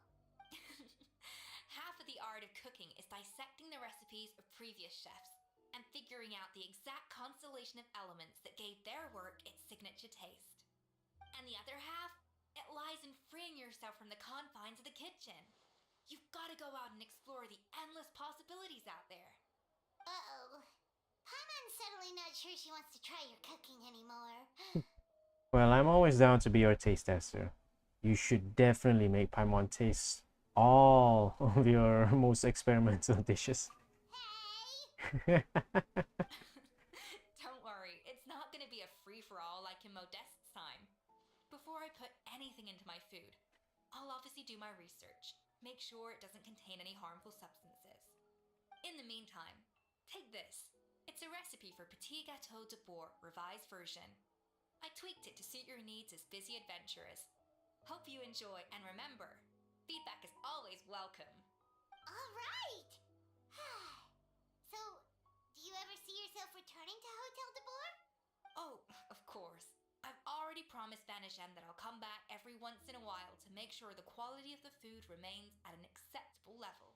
Good luck on Savannah, I guess. You know, Paimon's still a little disappointed that we never got to see the treasure of Remoria. Surely Monica wouldn't have gotten drawn in so deeply if it wasn't for all the mystery surrounding the original Gâteau de Bourg. She practically dedicated her life to finding the lost pieces of Modeste's diary. Then went to all that trouble to infiltrate the Hotel de Bourg. And in the end, it was all for nothing. She sold her soul for a dream, then had a rude awakening. Since you mentioned the treasure, between Modeste's writings and what we saw in those ruins, I think I may have figured out the truth. The so-called treasure of Remoria was most likely a substance that the Remorians extracted from Lumitoiles, better known to us as Lumiline. Huh? So then, why all the hype back in the early days of Gâteau de Bourg? Don't forget, it was a very different era. We could barely even refine sugar back then, so desserts were very much in their infancy. In a world of bland food, it's no wonder that the first thing to really excite people's taste buds took the world by storm. And as for the Lumiline, it may well have been somewhat valuable in ancient times. But these days, it's just another drug from the Fontaine Research Institute. Even if Savelli hadn't destroyed it all, I doubt it would be worth that much these days. So after all that, there was nothing in those ruins but worthless junk. Hey, we did get some Primo gems in the end, Paimon. Come on, there was a bit of few treasures here and there. Feels strange to say it, but Paimon almost feels sorry for Monica. She sacrificed it all only to get nothing in return. She got exactly what she deserved. Yes, Paimon. Poor Monica. Hey! Hey, what's up? Huh? Navia? You just got back from that underwater ruin, right? Well, check it out. They ran a special issue. Did you see anything like this down there? Freshly unearthed from the ruins of Remoria. A magnificent jar thought to be over 1,000 years old. Experts say it has immense artistic and historical value. It could be worth an absolute fortune. Wait, isn't that the jar they used to hold the treasure? If only it was still in one piece. Some butterfingers must have dropped it or something. Ugh, it's such a shame.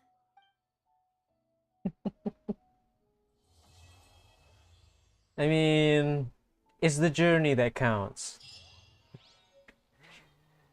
That was nice. I enjoyed it. And I also enjoy this. Very nice. Very nice. Anyways, it's been nice. It's been good. It's been 3 hours and a half. I think it's time for me to log off. Anyways, it was a good where is it? I need to slow it down so that I can actually like hear myself. Oh my gosh. You might hear me, but I can't hear myself. Oh man. Okay, I still can't hear myself. I don't know why. It was great. I mean, I had nothing bad to say about it. I don't think I have anything else that I need to like, come up with. But overall, I think it's pretty meh. I mean, I was really built up with the whole like who is actually the villain in this story? Like who is the bad guy? It's like, and did Monica even had any sort of like, it's not retort. Where is it? Mm, I forget the word. I forgot the words. I forgot the words a lot. I forget words a lot. Yes. It's like why did she have to do all this? Like why did Monica have to do it? And then when the truth came out that she needed to do all this because of money, power, and such, and I was just like, bruh, that's it. That's it. Man. Anyways, it was nice. I got a bit of fun out of it. I got something out of it. Hey, I got a few like edits that I can get out of this one single stream. Technically, what is it? Maddox gave me a massive a massive content that I can work with. But all in all, it was a great stream. Thank you guys for chatting with me in between streams, in between the scenes, and I enjoyed today a lot. And with that said, with that bombshell out of the way, it is time for me to say goodbye. And just remember to seize the day, live your way, and always be the best version of yourself. Yep. I can't speak now. Yeah. I am losing a bit of brain cells as we speak. Yes. I need to get something to drink and something to eat and a very well-deserved rest. So thank you again for watching. Thank you again if you're watching this when it's not live. Maybe there is a few people who are watching it when it's not live. But thank you. And I'll see you guys later. Ciao.